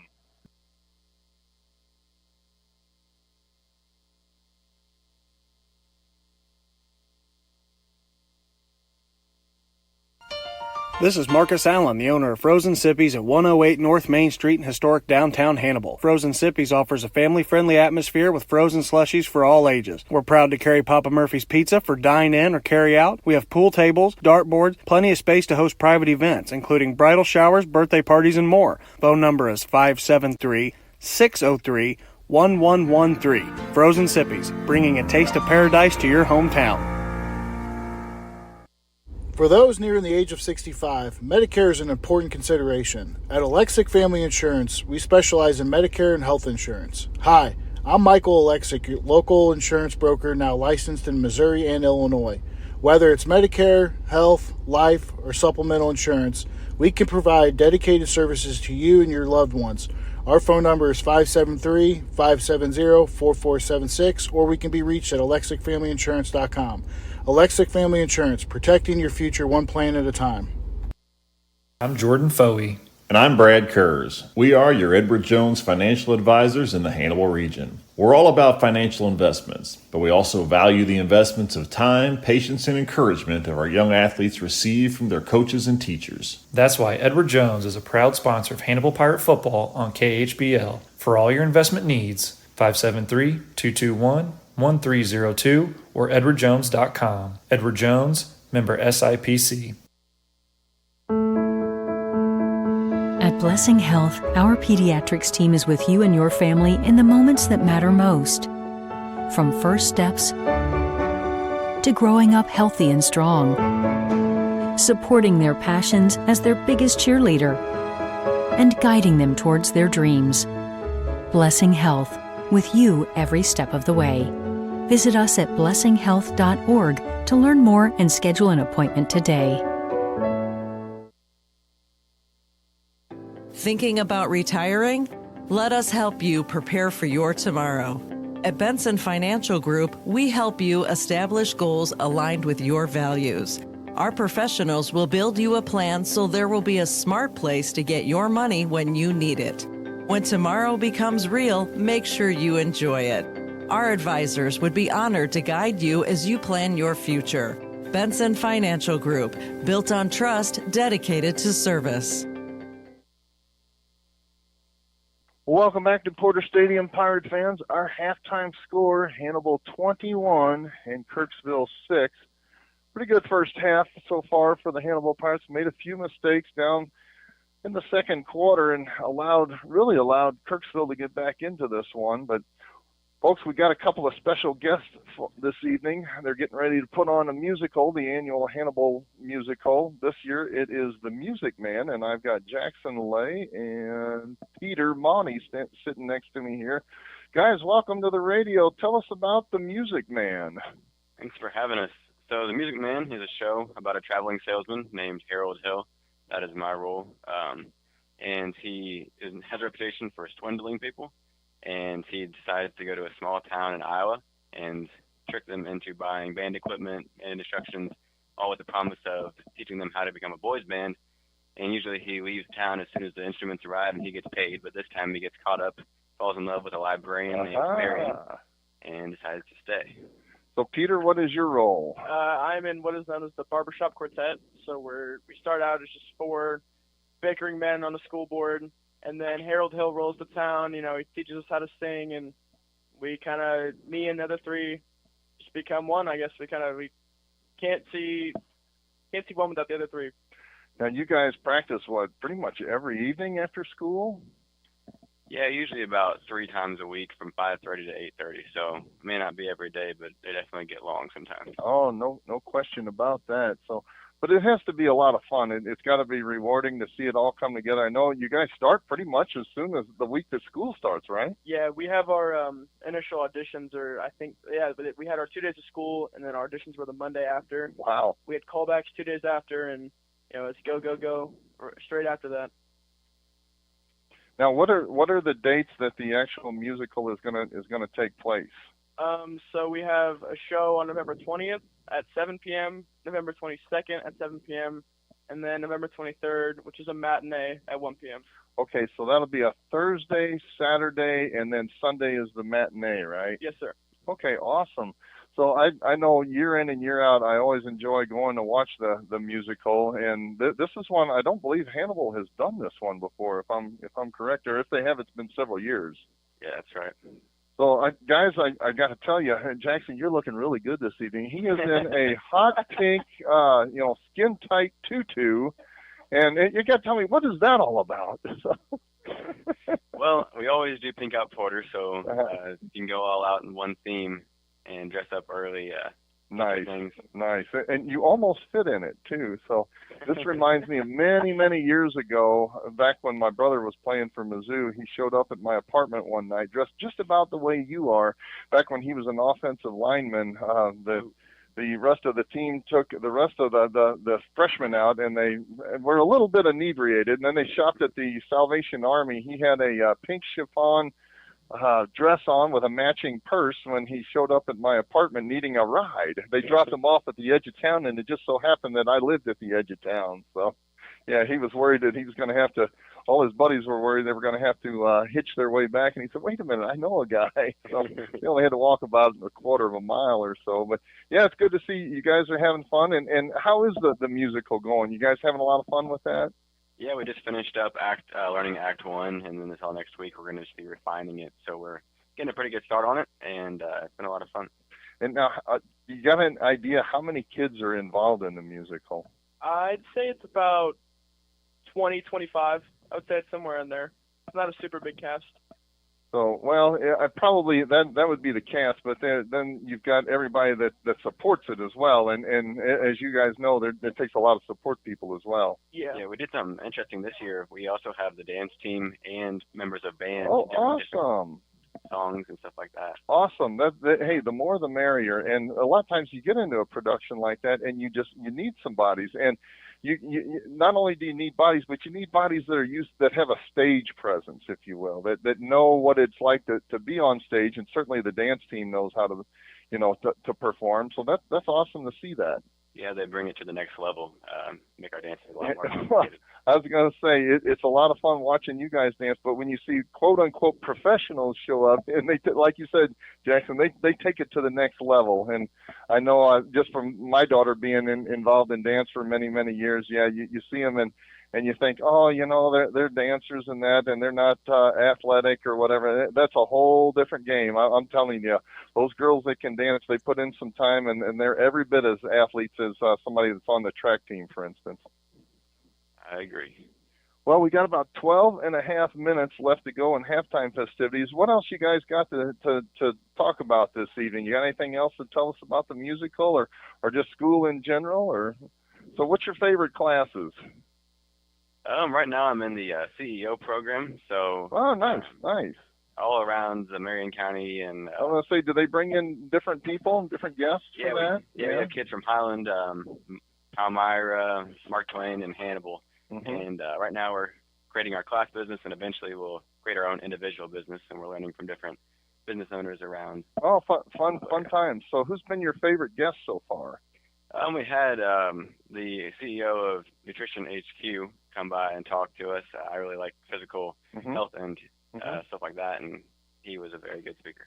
So, Peter, how about you? What's your favorite right now? I'm not in any CEO right now. That's only really available as a senior. I would say my favorite class right now, I like my CP government class. That's a lot of fun. Yeah, very good. Now, who teaches that? Mr. Caniglio. So, a lot of fun there. Yeah. Very good. So, your favorite teacher? You got another one of them as well? No, I'd say he's probably my favorite. So, well, cool. All right, anybody you guys want to throw a shout-out to while we are on the radio this evening? Probably Mrs. Kurz and Mrs. Fuller for putting in the hard work on the musical. I don't know how much of a benefit they get out of doing it, but it's nice for us. More than you would know. I know if they didn't get benefit out, they wouldn't. And Terry, I don't know how many years has Sarah done this for you. So 03, 04. So yeah, this is 20 years that you're looking at that she's put in. Yeah, if she didn't enjoy it, I guarantee you she wouldn't be doing it. But yeah, she does a tremendous job. Her husband Brad pitches in. He's behind the sidelines. You guys see him. He's painting the sets and doing all of the behind the scenes work. So we certainly appreciate him as well. So anybody else you want to throw a shout out to out there in Pirate Nation? No, I mean, I think Jackson took the words out of my mouth. I think everyone helped us put it together, Kurz and Fuller specifically, and I think that's all I got to say. All right, guys. Well, Jackson and Peter, thank you so much for joining us this evening, and continue the hard work. We're looking forward to the musical November 20th through the 23rd here at Hannibal High School. And folks, don't miss that musical. It's a good time, either Thursday night, Saturday night, or Sunday afternoon matinee. I want to send it back to the studio. When we come back, we'll go through our first half stats, talk about the drive charts, and get ready for the second half kickoff. You're listening to Hannibal Pirate Football on KHBL 96.9 FM. The employees and directors of F&M Bank and Trust Company thank you for rooting on the Hannibal Pirates on KHBL Radio. Since 1870, F&M Bank has been cheering on Hannibal. As the Pirates settle into their new home, F&M is happy to be a part of this new era of Hannibal Pirate football. Together, F&M Bank, along with our customers, have been and will continue to be a part of progress in our community. F&M Bank and Trust Company, Hannibal's biggest fan. Go Pirates!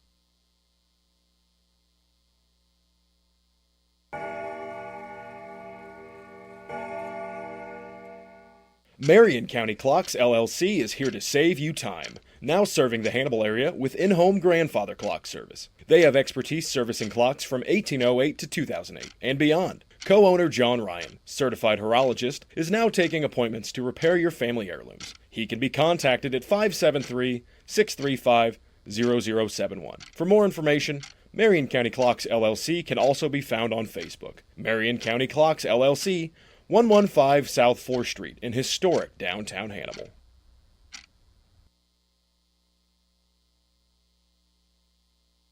Wondering at what age you can retire?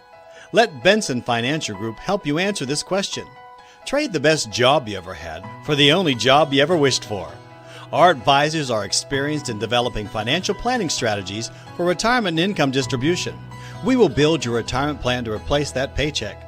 There will be a smart place to get your money when you need it. It'll be an honor to advise you as you plan for your future. Benson Financial Group. Built on trust, dedicated to service.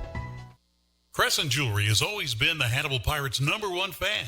They know and appreciate the efforts and determination these young men must have to enjoy a successful season. Crescent Jewelry has used the same principles to run their business. Your local hometown jeweler for all your jewelry needs is Crescent Jewelers. They offer quality jewelry. Like the Pirates, they try hard to go that extra yard. Crescent Jewelry, 207 Broadway in downtown Hannibal since 1842.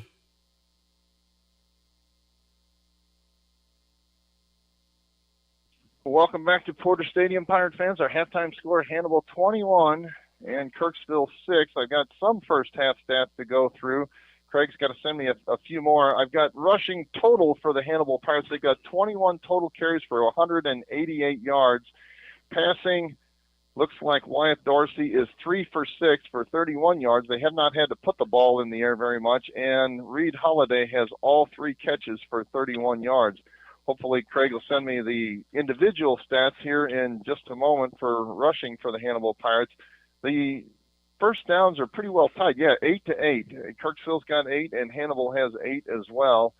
Kirksville has 143 yards total to Hannibal's 219. So Hannibal lost a fumble, and Kirksville has yet to turn the ball over, and Hannibal also lost an onside kick. So couple of mistakes there for Hannibal. Otherwise, I think they'd be out there an even bigger lead there, Joe. Yeah.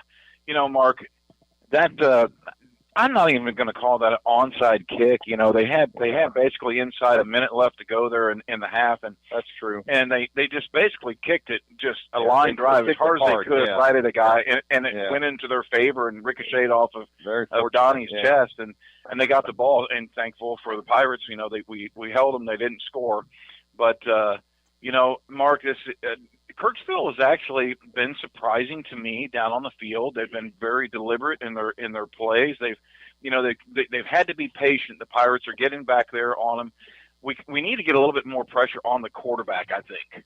Yeah, when he's got time, Terry mentioned this. He's a good athlete. He doesn't throw the ball with a lot of zip, but he doesn't make a lot of mistakes either. No, but I think with what the secondary's got to do is maybe even play about another 4 to 5 yard cushion back on these guys, to where they're not kind of chasing the receiver and looking at the receiver, because Mark, about 3 or 4 different times, if they were just to look for the ball, they're going to intercept it. Right. So we've got to give them better position there for them to make that play. And I know our secondary can do that, especially Cade Hoskins back there. And Wyeth had a couple of them. Wyeth, he went against Nesbitt. Nesbitt's a much more physical player. He's big. He about killed me twice down there on the sideline, down by the east end or the west end zone, Mark. And like Terry, he's a sophomore. He's 6'4", 200 and some odd. He's big. He's a big kid. He's a big athletic kid. So they are going to go at him every single time. And you saw that you called it right on the passes. They're dropping back, you know, in a shotgun. They're not even looking for anybody else. Yeah. And his head is turned to the left every single time. He's not looking at this close side of the field. Yeah, Terry, you've got the first half drive chart there. Yeah, and that was a good point Joe just made, because a lot of times if we just turn around, take another step or two and turn around, we could pick off some of those balls. We're just playing defensively instead of sitting back there waiting for them. But anyway, Hannibal pretty much controlled the first quarter and a half of the game, running the football, some effective short passes to Reed Holiday. Started off with a 7-play drive that covered 47 yards. Didn't take very long, a little over 2 minutes, and Darian Washington had a nice 17-yard run to make it 6-0. I think Darian also had a 55-yard non-scoring run, so he probably was 80 or 90 yards on just a few rushes. So anyway, Hannibal took the lead 6-0. We come back after Kirksville had punted a couple times. We had a short 4-play drive that we took over on the 8-yard line after we held them defensively. It took a little over a minute, and we had Cade Hoskins had a 3-yard run, and Arthod had a 2-point conversion, so it was 14-0 Hannibal at that point. And then the big drive, and we talked about this, Hannibal normally scores pretty quick if they do. And the next play took 11 plays and 90 yards. That's probably the most methodical drive I've seen Hannibal do this year. It started on the 10-yard line. It was a 90-yard drive, took a little over 4.5 minutes, and Cade Hoskins had a 47-yard run to make it 21-0 Hannibal. So, like I say, the first quarter and a half, Hannibal pretty well dominated, had 21-0 lead. Then they finally come back and start moving the ball a little bit on passes. They had a 65-yard drive then, Kirksville did. 9 plays, 65-yard drive. Didn't take very long at all, just about a minute and a half, and had a couple long passes, and they scored on a 10-yard pass to Jacob Lunsford. 21-6, and then the Pirates shut them down in the last minute or so after they got the ball back, and we go into halftime then with 21-6 Hannibal lead. And even though it seems like Hannibal kind of dominated the large part of the first half, they made it close late. Yeah, that is true. Now, as I recall, when we turned the ball over, it was very close. It was maybe down around the 5-yard line, but Kirksville went a quick 3-and-out, and they had to punt. And when they punted, Washington brought it all the way back to the 8-yard line. So really, the turnover did not hurt us, other than it just took a little more time to score, if I remember right. Yeah, that's exactly right, and just exactly as you said. And I think I'm sure one of the things, Joe, they're going to be talking about at halftime is that pass defense, like we were just talking about, because they're getting pressure on him. Yeah, they're getting pressure on him, and the quarterback is not throwing it with a lot of zip like Wyeth does for us. Like we've had with Waylon Anders here in years past, and Cortland Watson. These guys could throw that ball with some zip.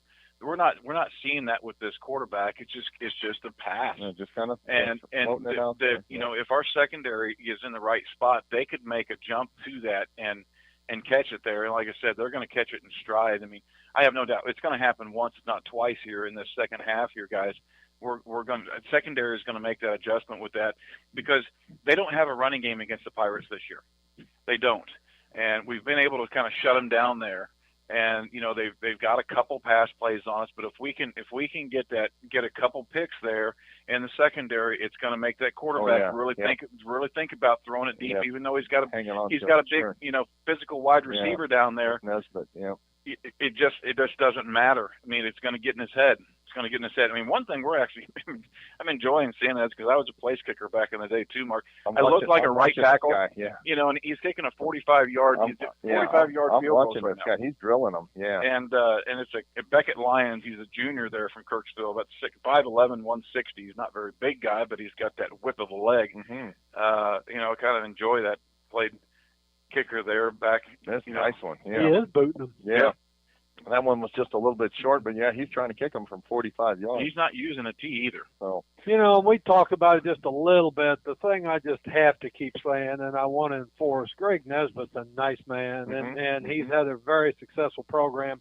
This isn't a typical team that you're a little bit better than, because he coaches so well. Well, that's it. And these are no different than the athletes that they had 5 years ago. And let's face it, they were literally the doormat of the conference. I remember some of those 70-0 games in that, and those weren't good for anybody. So what he's been able to do with that program, Terry, I mean, to turn it around the way he has, they play competitive football, they play disciplined football, they're in the game. And I'm looking at Joe's got some scores up here. I did not realize, Joe, that tonight is the annual, what I like to call the annual game of the century, which is Monroe City and Palmyra. Yeah. And it looks like a tight one at halftime. Yeah, 14-8 at halftime in favor of Monroe City at Palmyra.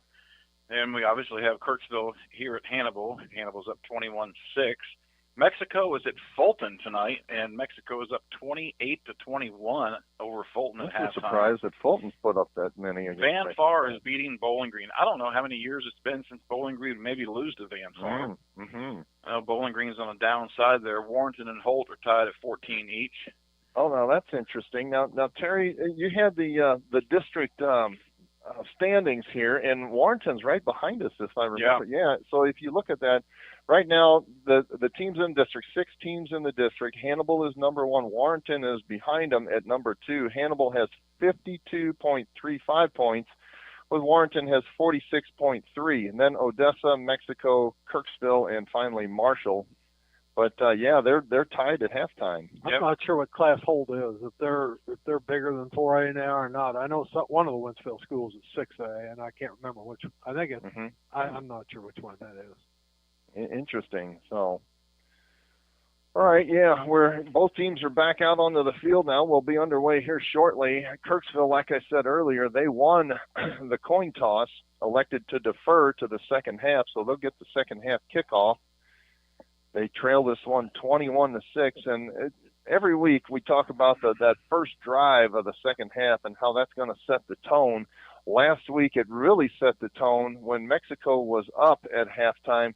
They went a quick 3-and-out. Hannibal punched the ball in immediately to tie it up, and then really never looked back after that, because then Mexico went another 3-and-out, and again, Hannibal never looked back after that, and they won that one on the road 26-14 after being down 14-7 at halftime. Well, we had a question a second ago. I think, Mark, you posed the question about what class, where is Holt? Yeah. Holt is actually in Class 4 just with us. Really? They're in District 4 down there in St. Louis. So that's a Class 4 versus Class 4 game then. Yep, this could definitely, if Warrenton shake doesn't things come up there, that could shake them up pretty good there.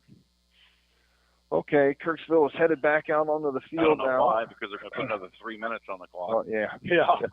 They tend to do Put that. it on there. I Zero think that, down. yeah, Oh, they put 12. yeah. They just evaporated that. I think they'll do that sometimes if both teams want, but yeah, both teams are ready to play here in the second half, and Washington takes the ball from the official, spots it at the 40-yard line, right on the X in the middle.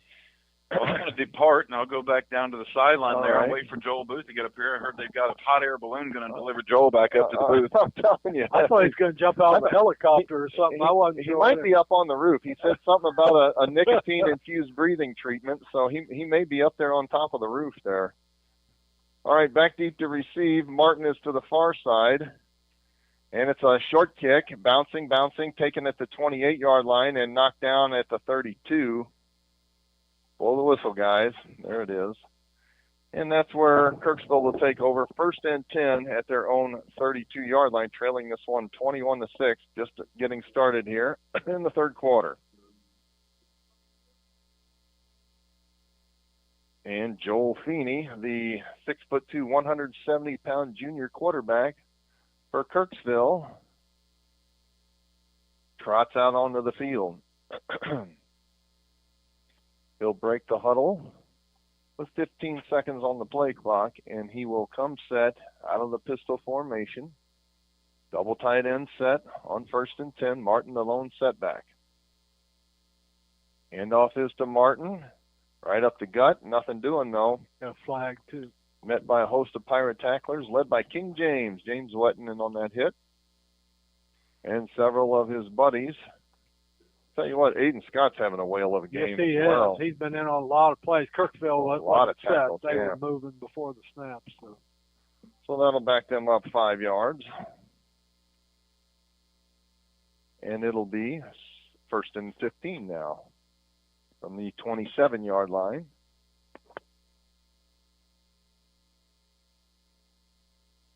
And here comes Feeney with the play from Greg Nesbitt. He'll break the huddle. Just 5 seconds left on the play clock, though. He's got to hurry it up. Claps his hands, takes a snap, fumbles the ball. Ball's still getting kicked around. Pirates got a shot at it, Terry. I think they're on it. I thought they did too, but I'm not If sure. he got it back, he's very fortunate. The ball got kicked around. Oh, he did. He somehow kicked it back to himself. I've seen it rolling around quite a bit there. I don't know if Joe was close enough to the field yet. He was on his way back down to tell us what happened.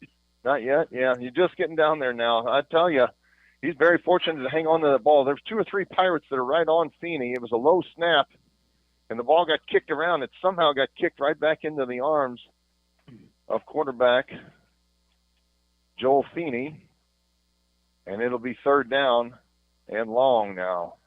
Or second down and long. Yeah, 2nd down and long, 2nd and 20. Feeney takes the snap, looking to throw, throws the ball over the middle of the field, and it is complete. And across the 40-yard line to the 42, that's got to be Nesbitt. All day long. Nesbitt all day long. Tell you what, that was a nice pass. He had some zip on that one. Oh, yeah, he actually gets a 1st down on that. On 2nd down and 20, he's got 1st down yardage, and that's out across the 43-yard line. 1st and 10 for the Kirksville Tigers. Best-looking pass of the night from Joel Feeney. By far. And right into the arms of Nesbitt, Blake Nesbitt. What an athlete that kid is. Yeah, 6'4", 215. He's going to be a stud when he's senior. And a I'll tell you sophomore. what. Yeah. 1st and 10. Here's a handoff to Martin. He's bottled up, trying to get to the outside. Nothing doing, though. James Wetton. James he got on his back and rode him down. Yeah. Great open field tackle by the senior James Wetton. I think James done a little rodeo in the offseason. That's just what it looked like, Terry. He's going to lose about 3 yards on that. It'll be 2nd down and 13 from the 39-yard line of Kirksville. Pistol formation again for Joel Feeney. And goes in motion now from right to left. Feeney claps his hands, takes the snap, handoff to Martin, trying to get to the short side of the field again. Nothing doing. He's tackled at the 40-yard line. Give him a yard. Maybe a yard, yeah. A tough yard at that.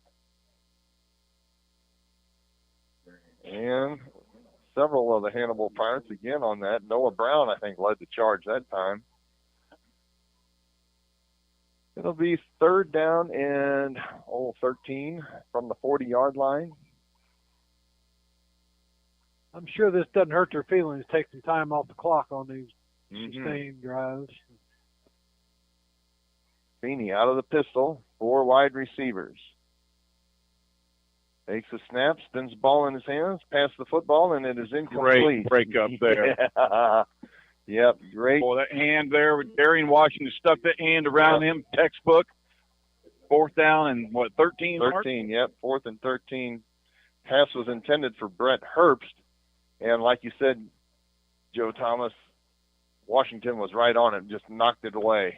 Surprised they didn't try to go downfield a little bit more on that. That wouldn't have got them much anyway. Hoskins to the near side, Washington to the far side. They're back deep, standing at their own 28-yard line. And here's the punt. It's a high one. Going to drive the Pirates back. Fair catch called for, and now fumbled. And now he picks it up. Washington's got it. Boy, he called fair catch, and then he turned around. Yeah. Yep. And then dropped it. Yeah, and then fortunate, it actually bounced right back into his arms. Welcome Very back, fortunate. Joel. Hello, gentlemen. How's everything outside? Oh, it's perfect. Air quality okay? We were going to send a guide dog down for you. I mean, you're so far down there, or maybe a hot air balloon to lift you back up here. Woo. It's a long way down I there. mean to tell you, I just kept climbing. Thought I was going up Mount I Picaya. ran into Terry Ahern the first night he was here. He said, "You got to be kidding me. These guys know how old I am." All right, now we got a timeout on the field here. The Pirates were trying to hurry it up there. They take over 1st and 10 from their own 22-yard line. And out of under center now is Dorsey. Takes a snap, hand off to Washington. Washington tries to get to the right side, but he's sacked up at the line of scrimmage for no gain. 8:12 left to go in the 3rd quarter. Hannibal 21, Kirksville 6. And 2nd down and 10 for the Pirates from their own 22-yard line. Trotting out onto the field with the play is Cash Grieving. And he'll bounce out wide to the near side. 4 receivers wide to the near side on 2nd down and 10. Out of the pistol, there's a play-action pass that is complete to Grieving. Grieving gets a block, and now he's down the near sideline across the 30-yard line. Out to the 32. Good-looking catch by Cash Grieving. He fumbled it on the tackle, but he was down. The officials immediately signaled that his knee was down when that ball came out. Nice little play. He sure was. I sure liked the short passing game in high school. I've said that was nice. 1,000 times. It's just available, and he made a first down out of it. Yep. Good-looking catch so by much more of Grieving. a chance of success. He's got 2 blockers in front of him. And 1st and 10 now, under center. Dorsey takes a snap, handoff Washington. Trying to get out to the right side. Spin move. He makes a spin move in the backfield. He's into the secondary. To the 50. To the 40. 35, 30. Down the far sideline. Inside the 20. 15, 10, 5. To the house. Touchdown. Darian Washington. They had him in the backfield. He spun twice. Broke it out to the right side and was gone. What a playmaker. Darian Washington just took it in from 66 yards out, and the Pirates break on top 27-6. Holy moly, man, woman, and child, what a run. I tell you what, he ran that like he knew exactly where he was going the minute he touched the ball. He looked like he was getting beat around like a pinball in the backfield there, but once he broke it out and got into the jet sweep mode, there was nobody between him and the goal line, and the kick after the touchdown is short.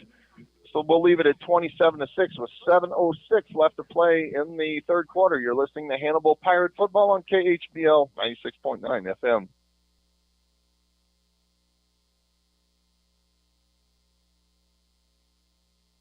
One in 8. 1 in 8. 1 in 8. 1 in 8. I am 1 in 8. 1 in 8 women in the U.S. will be diagnosed with breast cancer. Our specialists in Quincy and Hannibal are here so you receive exceptional care, close to home. From industry-leading early detection technology to clinical research and oncology care, we're here to stop cancer from getting in the way. Blessing Health, with you every step of the way.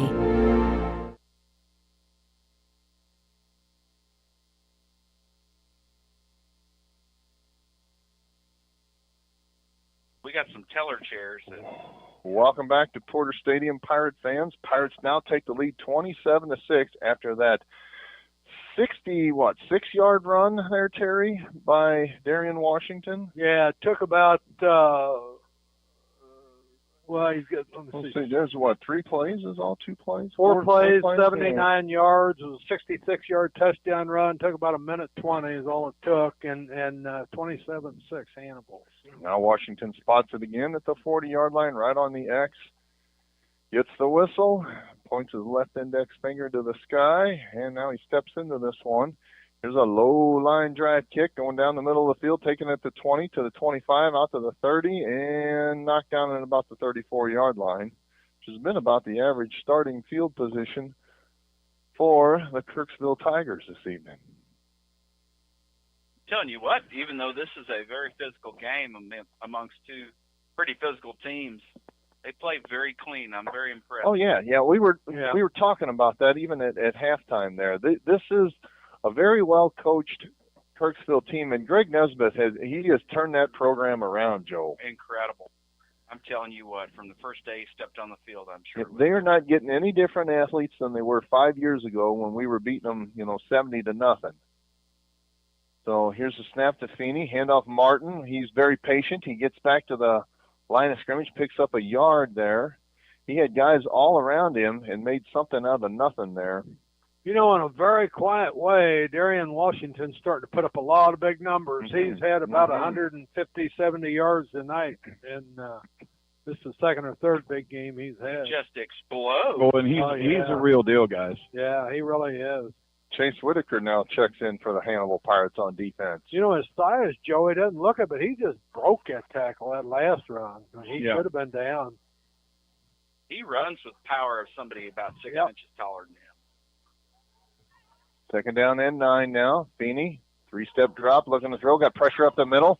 Hoskins is on him. He lets it fly, and it is broken up. Oh, boy. T-Rex was right in the face of the quarterback that time. He had to let it fly, and McAfee broke it up. He's lucky to get that ball. I was going to say, I can't believe we haven't picked one of these yet. It's coming. It's coming. I'll tell you what, that James Wetton just tacked that quarterback. Boy, he's lucky to stand up after that hit. Yeah, if they keep throwing like that, we're going to intercept one, I guarantee you. Third down and 9 now for Kirksville, with 6:09 left to play in the third quarter. 27-6 Pirates. Feeney out of the pistol. 7-step drop. Now he lets it fly, and it is incomplete. Intended for his tight end along the near side. That was number 88, Kyle White. And it's going to bring up 4th and 9, and the Tigers are going to have to punt it. Nick Ferraro was breaking on that one, and he just about got to that ball. He'd have had a untouched run into the end zone. Cade Hoskins to the near side. Darian Washington to the far side. Wait to receive this punt. They're standing at their own 35-yard line. And Beckett Lyons gets ready to step into this one. A good snap, and Lyons gets it off. It's a low line drive punt, bouncing in front of Washington. He's got to get away from this one. Rolls out of bounds along the far sideline at the 34, and that's where the Pirates will take over, 1st and 10 from their own 34-yard line. Big Nick Thomas heads back out onto the field. He anchors the right side of that Hannibal Pirate our offensive line. Those guys have done a good job. He was on the radio with us last week. Nick and Patrick Arthod and Aiden Scott joined us down at Frozen Sippies. Folks, come down next Tuesday night. We're there every Tuesday night from 6 to 6:30. We'd love to see you. For this week in Hannibal Pirate football. On 1st and 10, under center. Dorsey looking to throw, throws it over the middle, and he had Hoskins. He just barely overthrew him. Hoskins just take a little bit off of it. That was a dart. He zipped it, and Hoskins almost had it at the 50-yard line. There was nobody between him and pay dirt there. No, but I sure would have enjoyed that. Oh, that would have been fun. Watch him rumble, stumbling, bumbling to the end zone. I don't think that Hoskins would have outrun those guys. It would have been fun to watch. Not that Hoskins. All right, here's the quarterback option. Now he pitches it to this Hoskins. That's Cade. Cade is not ridden out of bounds at the 45-yard line.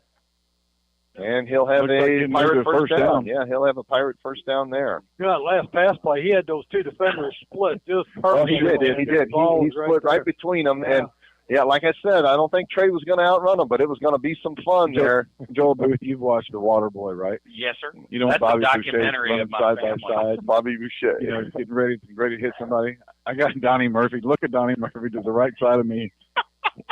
He's back and forth like one of those ducks at a carnival. He's got some nervous energy. All right, here's the handoff to Washington. Washington gets clotheslined, and a flag comes in. Yeah, they pulled him down by his face mask. Flag comes in at the 50-yard line. Flags, the refs were trying. I think they were trying to hit Darian with the flag. They did. They actually hit him with it. So not only did he get face mask, he got a flag thrown into his mask. So that ought to be an extra 2 or 3 yards just for that. Mm-hmm. So that brings it deep now into Tiger territory, all the way down to the 36-yard line of Kirksville, and the Pirates will have it there, 1st and 10. I tell you what, them Murphy boys, they got the dog in them, don't they? They do. I don't know if I should tell him water sucks. Yeah. He's a trick or something. It's the devil. That's funny. His brother Julian standing next to him. He's passed out tonight. Concussion. Okay. Darcy with 3 men wide to the near side. Takes a snap, 3-step drop, pump fakes once, he's looking to throw it, throws it deep down the far sideline, and it is incomplete down the far side. Oh, he's looking for Reed Holiday. Oh, that was and a he good-looking play. barely overthrew him by maybe a yard. Reed was just getting some separation. He was just getting behind the defense there, so. Man, that was close. Darcy showed off a gun that time. Wow. He threw that ball 38 yards on a rope. That was a rocket. Reed's gotten a lot faster. He's worked on that, and he separates from those defensive backs. 2nd down and 10 now. Out of the pistol again. Here's a handoff to Cade Hoskins. Yep, quick hitter right up the right side. He peels off a quick 4 yards, and it'll be 3rd down and 6 from the 32-yard line. And I'd call this, this Pirates aren't punting this one. This is 4-down territory for Hannibal as well. 4:37 left to go in the 3rd quarter, and 27-6 Hannibal. Darcy under center with a split backfield behind him this time on 3rd and 6. Takes a snap, quick. It's a quarterback keeper this time, and into the secondary. Darcy, he's got a 1st down to the 26-yard line. What a great fake. My God. Yeah, That was as good away. a fake as I've seen on that play action. I'm telling on that. Pulled it away Man. and sprinted up the right side. If I was the cameraman, you guys would have been focused on the running back. Absolutely. Oh, yeah. Absolutely. He faked me out. That run option, I mean, he did that perfect. That was neat. Again, I am just impressed with the speed of Wyatt Dorsey. Not only does he have a shotgun for an arm, he can run that football too. Very fast. He'll come set under center now. Here's a quick pitch to Hoskins, trying to get out to the near side, and he'll get a couple of yards on that carry. He had to duck back inside, and it was good defense there by Kirksville, tackled by Dax Davis, the sophomore of the Kirksville Tigers. 2nd down and 8 now from the 24-yard line. Ball to the near side hash mark. Pirates headed right to left across your radio dial, and Dorsey comes set under center again. Takes a snap, 5-step drop, pump fakes once, looks to throw, guns it into the end zone, and it is incomplete. Threw it into double coverage that time, into the end zone, looking for Darian Washington. Looked like he had it there, Joe. He probably could have caught it, I think. It was tough. It was a wee bit high. It was tough, yep.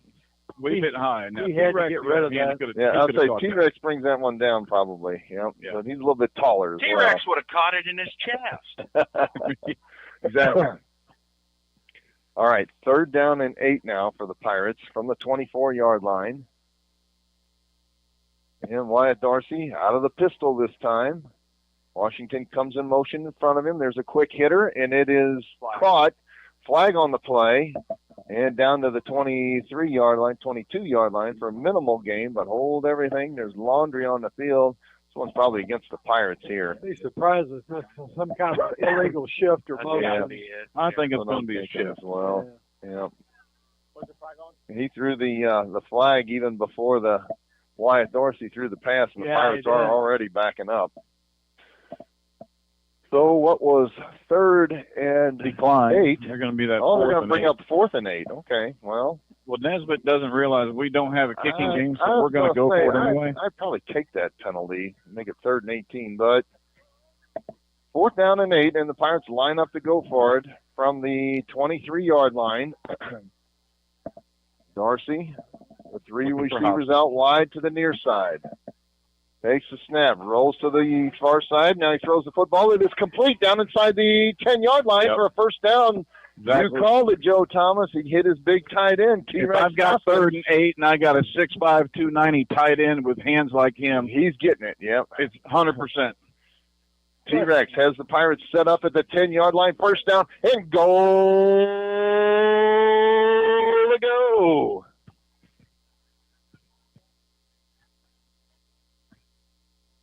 Yeah, we just need to punch this one right in here. Cash Graving trots out into the huddle. He gives the play. Now he breaks out to the near side on 1st and goal. Dorsey out of the pistol formation, takes the snap. Handoff is to Cade Hoskins, down to the 6 to the 5, and knocked down at the 5. 2nd down and goal from the 5 now. 2:16 left to play in the 3rd quarter, 27-6 Pirates. And they're well on their way to their 3rd consecutive conference victory. And overall, what would this be, 5-1? Yeah, 5-1 on the season. 3 games left in the regular season. Initial loss down there at Elias. Pirates reeled off 4 in a row and working on number 5 here. Under center this time, split backfield behind Wyatt Dorsey. Takes a snap, handoff Washington, ducks inside, breaks a tackle, down to the 2, down to the 1, and tackled there. They had him at the 5, Terry, and he broke that tackle and made it something out of nothing. I started to write down the play. I thought he'd already been down. So this is another long drive. It's been about 12 plays so far. Got it down to the 2. Yeah, Joe, it looked like they had him wrapped up. He bounced out to the outside. Yeah, our guys are pretty slippery. From the 2-yard line, 3rd and goal. Full house backfield this time. And hold everything. That's going to be. We're into the end zone, but hold everything. There's laundry well before that ball was snapped. Kirksville encroachment. And that's going to make it 3rd and goal from the 1 instead of 3rd and goal from the 2. Well, and the official was giving him heads up. 89, you back 89. They spot the ball at the 1-yard line now. 3rd and goal from the 1. Dorsey with a full house backfield behind him. That's James Wetton leading the way here in the front of that. And the quick handoff and into the end zone. I think it's Washington, isn't it? Yep. Touchdown. Was it Washington? I couldn't see. I'm trying to get a number on the field. So no, that was Kason McAfee, number 6. Okay. Yeah, that was number 6. I was saying that kind of threw me for a loop there. I was like, wait a minute, James Wetton was to the near side. Yeah, he handed it to McAfee, and it's the same setup as last time here. Full house backfield as they go for 2. Takes the snap, play action pass, throws it into the end zone, and it's caught. T-Rex has it, and the Pirates now go up 35-6 after that 2-point conversion with 52 seconds left to go in the 3rd quarter. You're listening to Hannibal Pirate Football on KHBL 96.9 FM. This is Marcus Allen, the owner of Frozen Sippies at 108 North Main Street in historic downtown Hannibal. Frozen Sippies offers a family-friendly atmosphere with frozen slushies for all ages. We're proud to carry Papa Murphy's Pizza for dine-in or carry-out. We have pool tables, dartboards, plenty of space to host private events, including bridal showers, birthday parties, and more. Phone number is 573-603-1113. Frozen Sippies, bringing a taste of paradise to your hometown.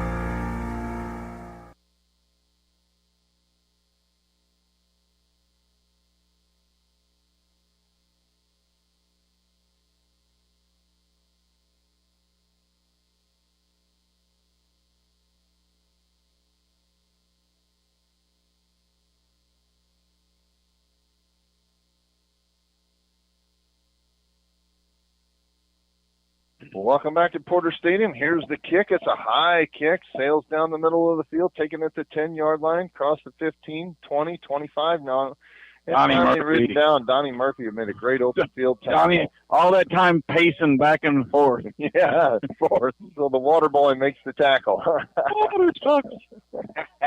So, Terry, tell us a little bit about that last Hannibal touchdown drive. It was another long drive, 13 plays, covered 66 yards. Wow. A little over 5 minutes. Wow. And That's Casey textbook McAfee right there. had a 2-yard run to make it 35-6. That is textbook Yeah. right there. That's 2 long drives for the Pirates tonight. Just 47 seconds left to go in the third quarter. Hannibal up now 35-6. Joel Feeney out of the pistol formation again. Takes the snap. Hand off to Martin. Martin looking for a block. He does not get any. And James Wetton met him at the line of scrimmage and just gobbled him up. Man, I love Well, it's fun. watching It is play. fun watching King James play defense, isn't it? You know, it's really rewarding. He's a nice young man, too. You meet some of these kids in person, get to know them a little bit. Yeah. Known James and his parents as well. Oh, yeah. That's another Number of reason, years, Terry, yeah. for the public to come down to Frozen Sippies on Tuesday. Oh, There yeah. you go. Yeah. There you go. Second down and 10 now. Out of the pistol formation again, Feeney takes the snap, hand off to Martin, trying to get off right tackle. Holy cow! He gets creamed in the backfield. Didn't think you're supposed to have 18 players on defense, but I Yeah. think that's how many hit him. I'm not sure. Jeez. James led the way again. He's got his ears pinned back there, and that'll be the last play of the third quarter. And that was an ugly one there for Kirksville. We'll send it back to the studio. Pirates lead this one 35-6 going into the fourth. You're listening to Hannibal Pirate Football on KHBL 96.9 FM.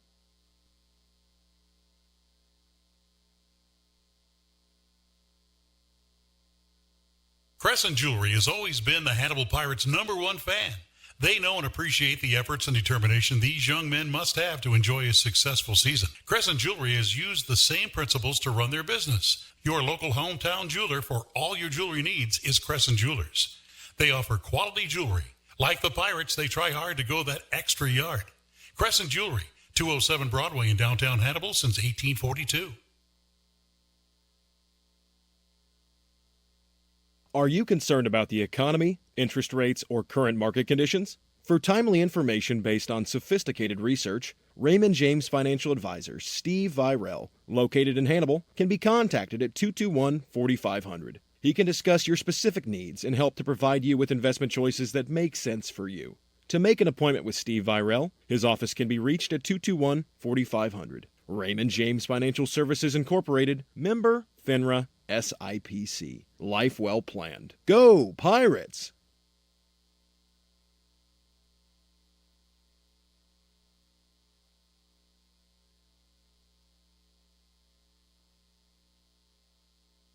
He's into the secondary and knocked down after about a 10-yard gain.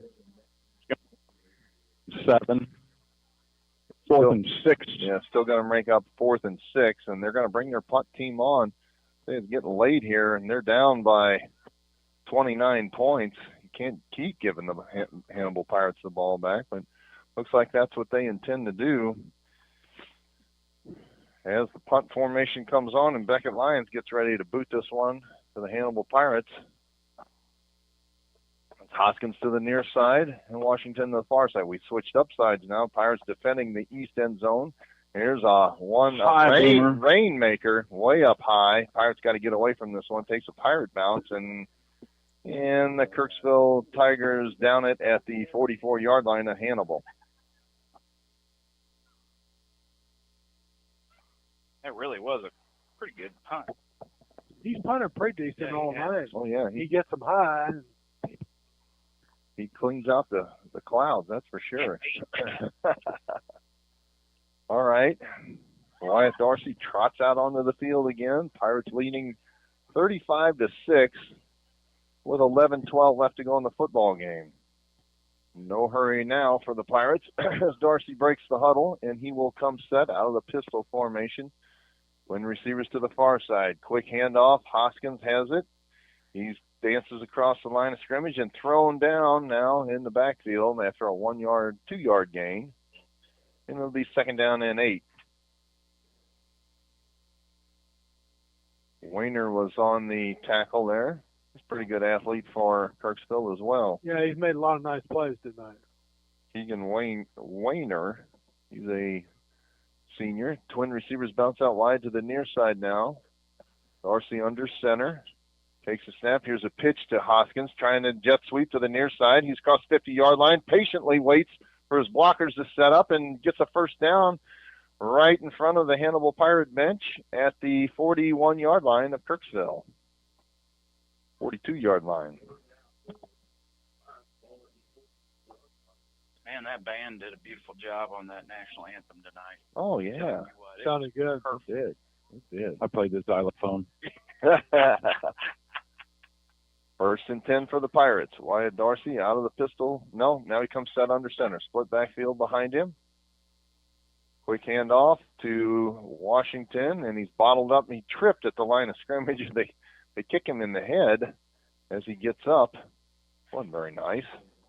Not sure he meant to do it, but Weiner in again on that tackle as well. 2nd down now, and 7. They give him 3 on that carry for the Pirates. Still warm out there, Joe? Better than in the booth. Yeah. All right, here's a quarterback keeper this time into the secondary. Goes that should be a 1st down. Darcy, and yeah, he'll have a 1st down at the 32-yard line. Yeah, it is a little stuffy here in the radio booth. Somebody forgot to turn the AC on or the fan, something.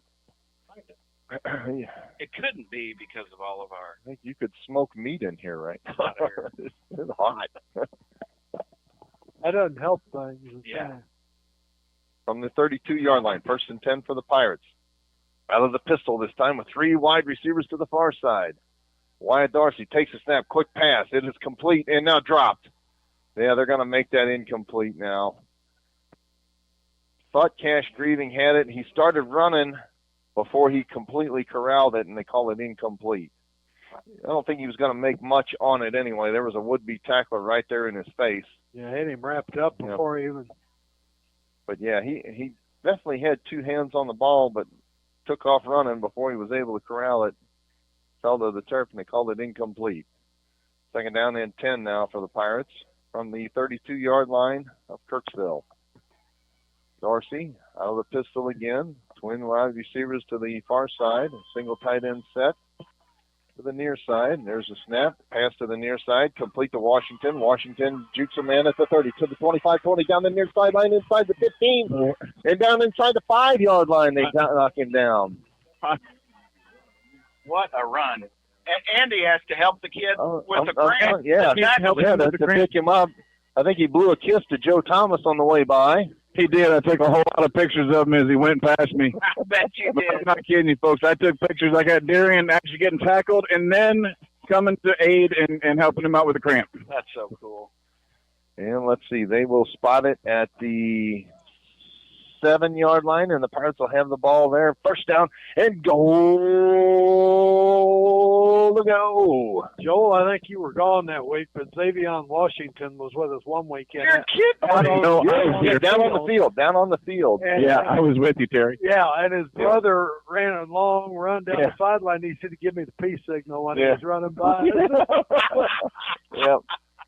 Split backfield now behind Darcy. 1st and goal from the 7. Takes a snap. Handoff to Hoskins. Bottled up at the 5.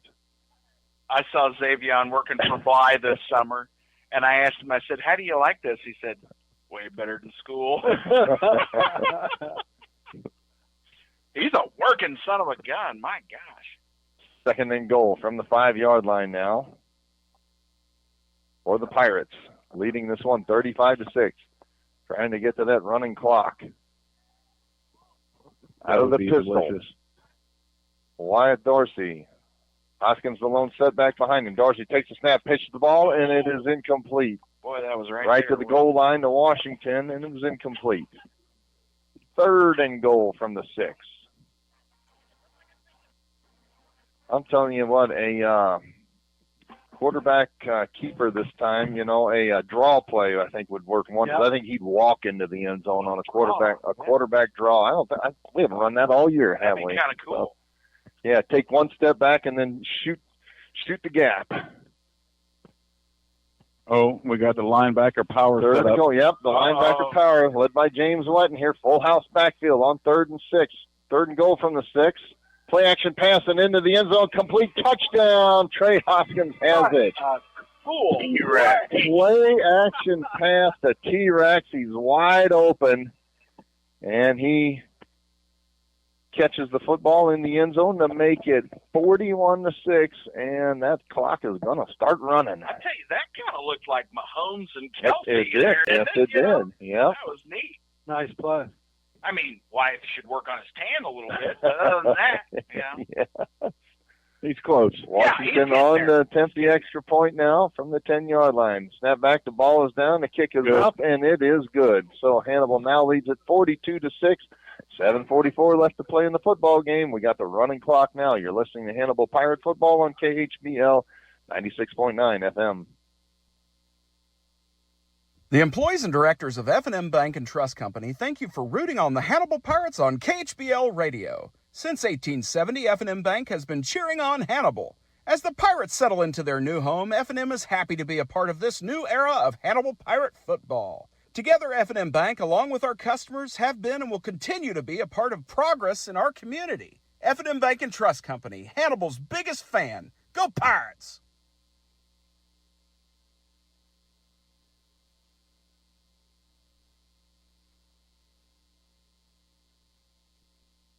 Welcome back to Porter Stadium, Pirate fans. Pirates break on top now 42-6 after that Trey Hoskins touchdown reception. Tell us about that drive, Terry. Yeah, it took 8 plays, covered 56 yards, a little over 3 minutes. Trey Hoskins scored on a 5-yard pass, and it's 42-6 Hannibal.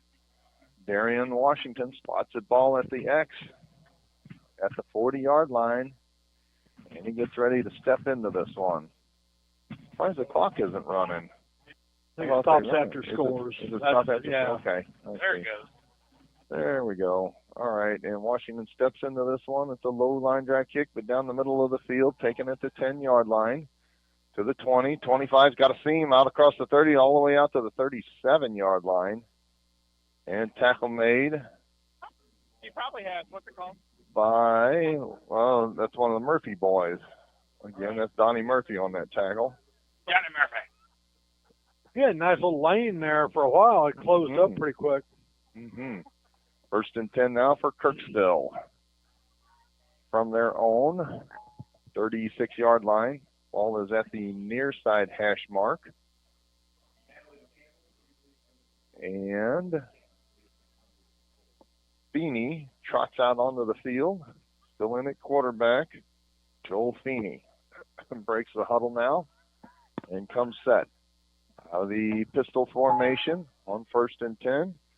Feeney claps his hands, takes a snap, rolls to the far side. Looking to throw, pump fakes once. Now he lets it fly. Pass is complete to the 40 and all the way down and knocked out of bounds to the, 45-yard line?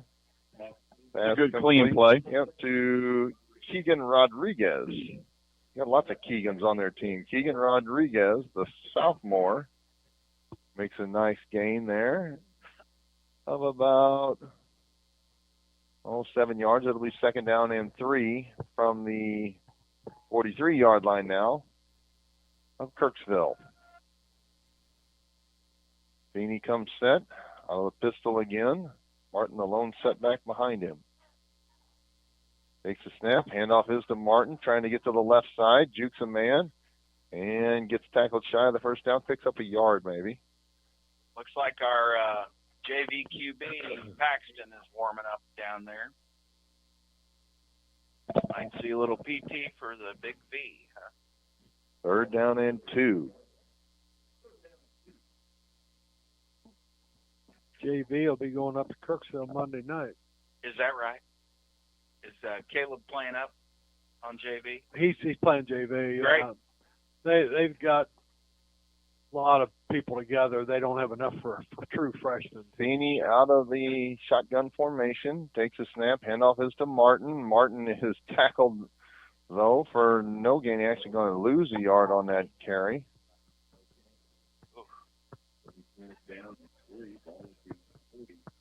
And that was tackled by Hannibal Pirate number 6, Kason McAfee. He's had a solid game as well. Yeah, McAfee and Aiden Scott early made a lot of good plays tonight. Sprinkle in a little King James, and they Yeah, pretty well, well Kason had shut scored, them too. down. Yeah. All right, now here's the punt, set up in punt formation, and is almost blocked, but he gets it up, and it's a nice high punt, bounces at the 26-yard line, and is down there by Kirksville. And the Pirates will take over 1st and 10 from their own 26, and all kinds of new players coming into the game now for Hannibal. That's good to see. That's some new numbers, isn't it? Yep. Not on the offensive line. All kinds of new numbers. Hey, yeah. The offensive line has pretty much stayed intact. Yeah, them Hoggies, it's hard to replace them. So, Once they get on the field, they don't want to come off. That's right. Philip Martin is in there now. Well, Phillips offensive guard starter. Yep. I didn't realize that he's a sophomore. And let's see, he's strong. Gavin Dudley is in at tight end.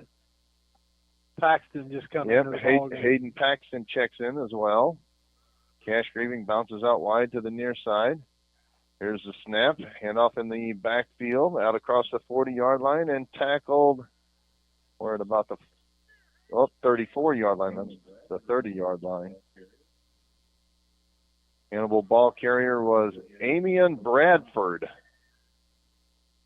Strong run for Amian. Amian picks up 8 yards. 2nd down and 2 now from the 35-yard line.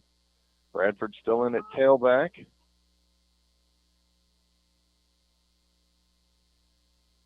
On 2nd down and 2 now. Here's the handoff and sprinting ahead out to the 40-yard line for a Hannibal Pirate 1st down. Nick Ferreira. Nick, the Ferrari.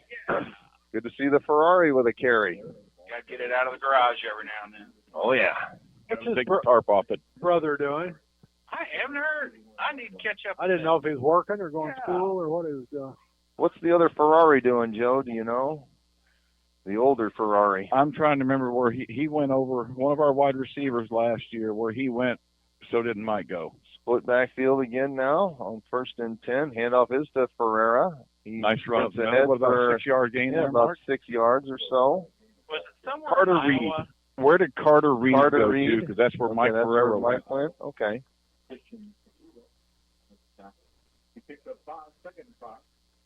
Somewhere in Iowa, but I don't remember. Yeah. Landon McPike now checks in for the Pirates. That's a good-looking young man. Yeah. Tall and lean. Oh, yeah. The Statesman,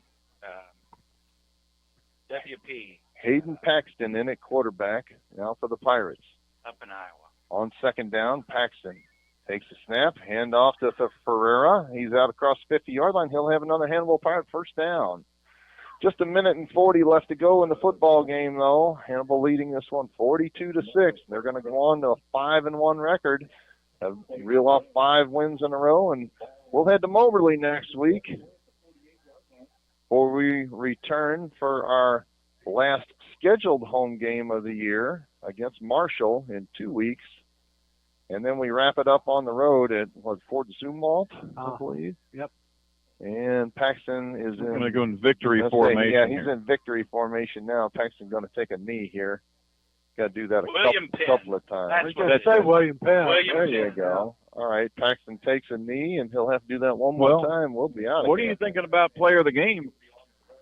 Oh, gosh. I hadn't really put a lot of thought into it. But, yeah, like you mentioned, our player of the game does receive 2 32-ounce slushies and a Papa Murphy's Pizza, compliments of frozen sippies. Well, I vote for Joe so that I can split that with him. You know, Joe, we're going to split that thing anyway. That's for sure. We had 3 offensive linemen show up the other night, and here's the last snap of the game now, and taking a knee as Paxton. Yeah, we had 3 offensive linemen. I think we had 3 or 4 pizzas, and they vacuumed them up like they were nothing, you know. Yeah, they did. No leftovers. Our final score, Hannibal 42, Kirksville 6. Stick around, Pirate fans. We'll get a word in with Hannibal head coach Jeff Geschwinder. We'll name our Hannibal Pirate KHBL player of the game and go through a few last-minute pieces of business before we turn it over and get ready for next week. You've been listening to Hannibal Pirate Football on KHBL 96.9 FM. For those nearing the age of 65, Medicare is an important consideration. At Alexic Family Insurance, we specialize in Medicare and health insurance. Hi, I'm Michael Alexic, your local insurance broker now licensed in Missouri and Illinois. Whether it's Medicare, health, life, or supplemental insurance, we can provide dedicated services to you and your loved ones. Our phone number is 573-570-4476, or we can be reached at alexicfamilyinsurance.com. Alexic Family Insurance, protecting your future one plan at a time. This is Marcus Allen, the owner of Frozen Sippies at 108 North Main Street in historic downtown Hannibal. Frozen Sippies offers a family-friendly atmosphere with frozen slushies for all ages. We're proud to carry Papa Murphy's Pizza for dine-in or carry-out. We have pool tables, dartboards, plenty of space to host private events, including bridal showers, birthday parties, and more. Phone number is 573-603-1113. Frozen Sippies, bringing a taste of paradise to your hometown. I'm Jordan Foey. And I'm Brad Kurz. We are your Edward Jones financial advisors in the Hannibal region. We're all about financial investments, but we also value the investments of time, patience, and encouragement that our young athletes receive from their coaches and teachers. That's why Edward Jones is a proud sponsor of Hannibal Pirate Football on KHBL. For all your investment needs, 573-221-1302 or edwardjones.com. Edward Jones, member SIPC. Women are exceptional. In the workplace, in the home, in the community. We fill so many roles vital not only to our success, but also the success of those around us. We deserve health care that is as exceptional as we are. Blessing Health meets the varied needs of every woman, from OBGYN care and breast health to pediatrics for those of us who have little ones in our life. Blessing Health, with you every step of the way.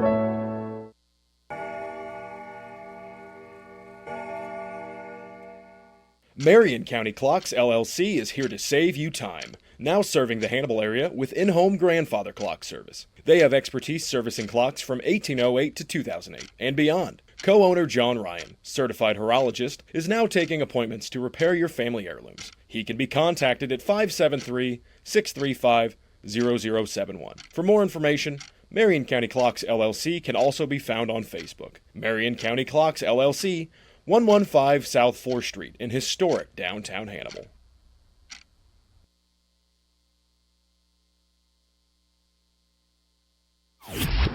Ready, go! Pirate Radio, KHBLLP, Hannibal.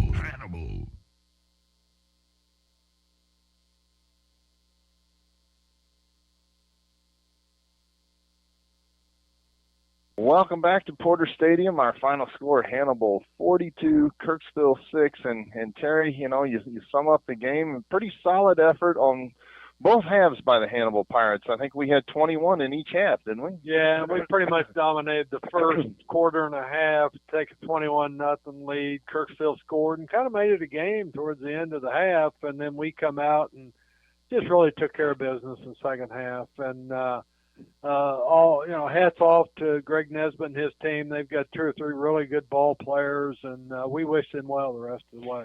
So. Yeah, our defense definitely clamped down in the second half. We talked about it again at halftime and how important that first possession is coming out of halftime. And the Pirates, as they did last week, they established themselves. They set the tone in the second half, and they win this one going away 42-6. And again, this is not the Kirksville of 5, 6, 7 years ago that we just absolutely trounced. They didn't play a bad game. They just were outclassed. Hannibal had more athletes than Kirksville. But, yeah, they played a clean game. And, yeah, Joe, that's kind of what you're thinking as well? I absolutely agree with you, Mark. The Pirates just, like we said, from each side of the hash of the football stadium, we are just dominant athletes with speed everywhere. That's been the theme for us ever since basically the jamboree we've had here.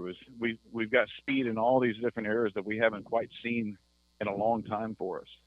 Kind of the same story as last week. We made, I think, some adjustments at halftime. They definitely made a difference last week, and I think you could tell the difference in the second half this week as well. Kirksville got some momentum in the second part of that second quarter, and Hannibal was able to wrest it away from them early on in the third quarter and really just impose their will, going away here.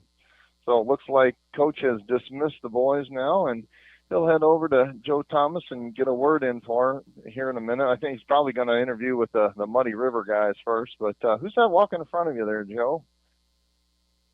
Oh, that's Is that Chums? Oh, say hi to Chums. Bring him over. Chumley.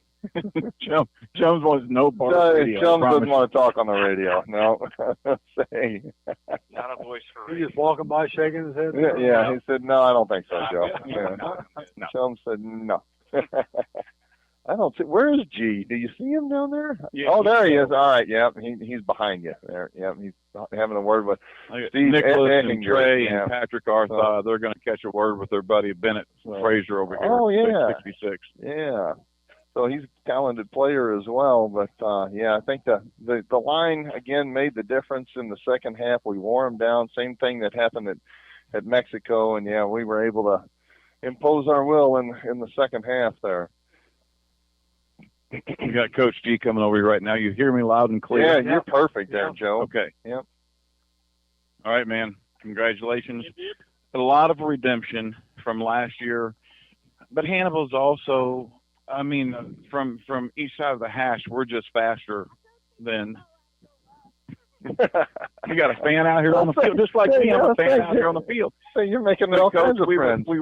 We were faster between the hashes on Kirksville against tonight. But, the Nesbitt kid, who's a 6'4", 215-pound sophomore, he's a weapon. He was something to contend with out there. That was their number one guy they're looking for to passing.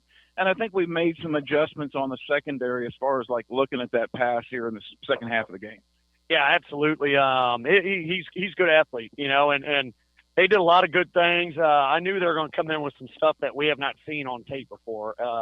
We did an outstanding job adjusting to it. They found a few weaknesses there at the end of the first half, but, we figured it out. And, like I said, they did a good job of quarterback getting rid of the ball, putting it where his guys can make plays. And, again, just scheming a little bit of stuff they haven't done before. So I thought our kids played great. That kid made some plays, but we adjusted well, started tackling a lot better. And second half, kind of like we've done the last handful of weeks, really played like we should have. Right. Our running game was kicking pretty good tonight, obviously with Darian and Cade. But then, Reed Holiday has 3 nice receptions there in the first half to kind of get Kirksville to back off that run a little bit because they know we're going to throw. Yeah. Wyatt played a great game. He was hurting like crazy too. He took a dead leg and that sucker is tightened up. But he played a great game. He missed a couple guys, overthrew a little bit, I think, because he got so excited they were so wide open. But other than that, man, he read stuff right on our quick screens. That's a counter quick screen read, and he read them right. He read our option stuff right. And on top of that, our wideouts were stepping up and making big blocks, and they're, really getting a part of the game a lot better too. Well, it can't hurt anything whatsoever when you've got like a 3rd and 8, 3rd and 9, and then you've got a tight end that's 6'5", 290, and has like great hands on him. And T-Rex Hoskins just made that great first down reception there, and then to follow it up with 2 more touchdown receptions, basically the same kind of drawn out play for him. Oh yeah. And that assistant coach is making those calls on some of those too. So, we got a good group of assistant coaches that are seeing the field really well and really helping me out as far as, running this stuff. But, our guys, we ran all the stuff literally that we worked on all week. We didn't have to try anything new. And our offensive line played outstanding. Running backs, obviously, and, it was nice to get the receivers in the mix a little bit more to kind of get people's eyes on them a little bit. Well, it's one thing you emphasized to Mark and myself and Joel and Terry there on Tuesday nights is that every week we're getting better. Every week we're getting cleaner. Last week was kind of a muddy and mucky situation in Mexico. This week, how do you grade this week's performance? I thought it was a lot better besides the turnover inside the 10-yard line. That always just weighs on me throughout the whole night. Just one little thing like that, and I'm thinking, golly, we didn't play well. But, really, I thought we cleaned up a lot of stuff. I thought that our effort, our attitudes were much better throughout everything. Even when things weren't going right, we were picking each other up and just resetting and coming out and playing. So, it felt good. I know our seniors were great leaders tonight, and they just come out to play. And we had a feeling after pregame that we were going to come out locked in. Yeah, Coach. I mean, we kind of felt it. I love being down on the sideline, kind of getting that sense of what's kind of the atmosphere with the guys. I know we go to Moberly next week, try to give them a little bit of battle. But then our next home game is 2 weeks from now, and that's our senior night. That's the last home game for us this year besides district play, correct? Yep. Yeah, that'll be senior night and homecoming night. We gotta get back to work and figure out what needs to be fixed on our end and see what Moberly's got. Coach, thank you very much. Have a good one. We'll talk to you next Tuesday down at Frozen Sippies. Everybody come out there and see us. Frozen Sippies is 108 North Main Street, downtown Hannibal, for the Coach's Corner, 6 p.m. All right, great interview. Thank you, Joe Thomas, and Hannibal head coach Jeff Geschwender. Terry, what's your closing thoughts there, bud? Well, just a good game for keeping things going, improving a little bit, cleaning some things up. Headed down the stretch, you got to get better and better every week now, and just keep sharpening the saw because we got a lot of tools. No question. Joel Booth, our player of the game. I'm telling you what, super impressed with this young man, King James. James Wetton, what a game he had. It seemed like every tackle we were saying, oh, yeah, there's Wetton again, Wetton on that hit. So, yeah, congratulations to King James Wetton. He had an outstanding game for the Hannibal Pirates on defense. Really set the tone, especially in the second half, and we congratulate him for his efforts. James will receive 2 frozen slushies and 1 Papa Murphy's Pizza, compliments of Frozen Sippies, and the fine folks at Frozen Sippies, Marcus Allen and his parents, Deb and Mark. And we appreciate them as well as James Wetton for his efforts this evening. So, folks, that's going to do it. Our final score, Hannibal 42, Kirksville 6. We hope you've enjoyed this one as much as we've enjoyed bringing it to you. For my partners, Joel Booth and Terry Sampson, our sideline reporter, Joe Thomas, and our executive producer, Danny Norman. This is Mark Dell, and I'm asking you to tune in next week, Friday night, when we take on Moberly. We'll be on the air at 6:45, followed by 7 o'clock pregame, or followed by 7 o'clock kickoff right here on your home for Hannibal Pirate Football, KHBL 96.9 FM. Good night from Porter Stadium.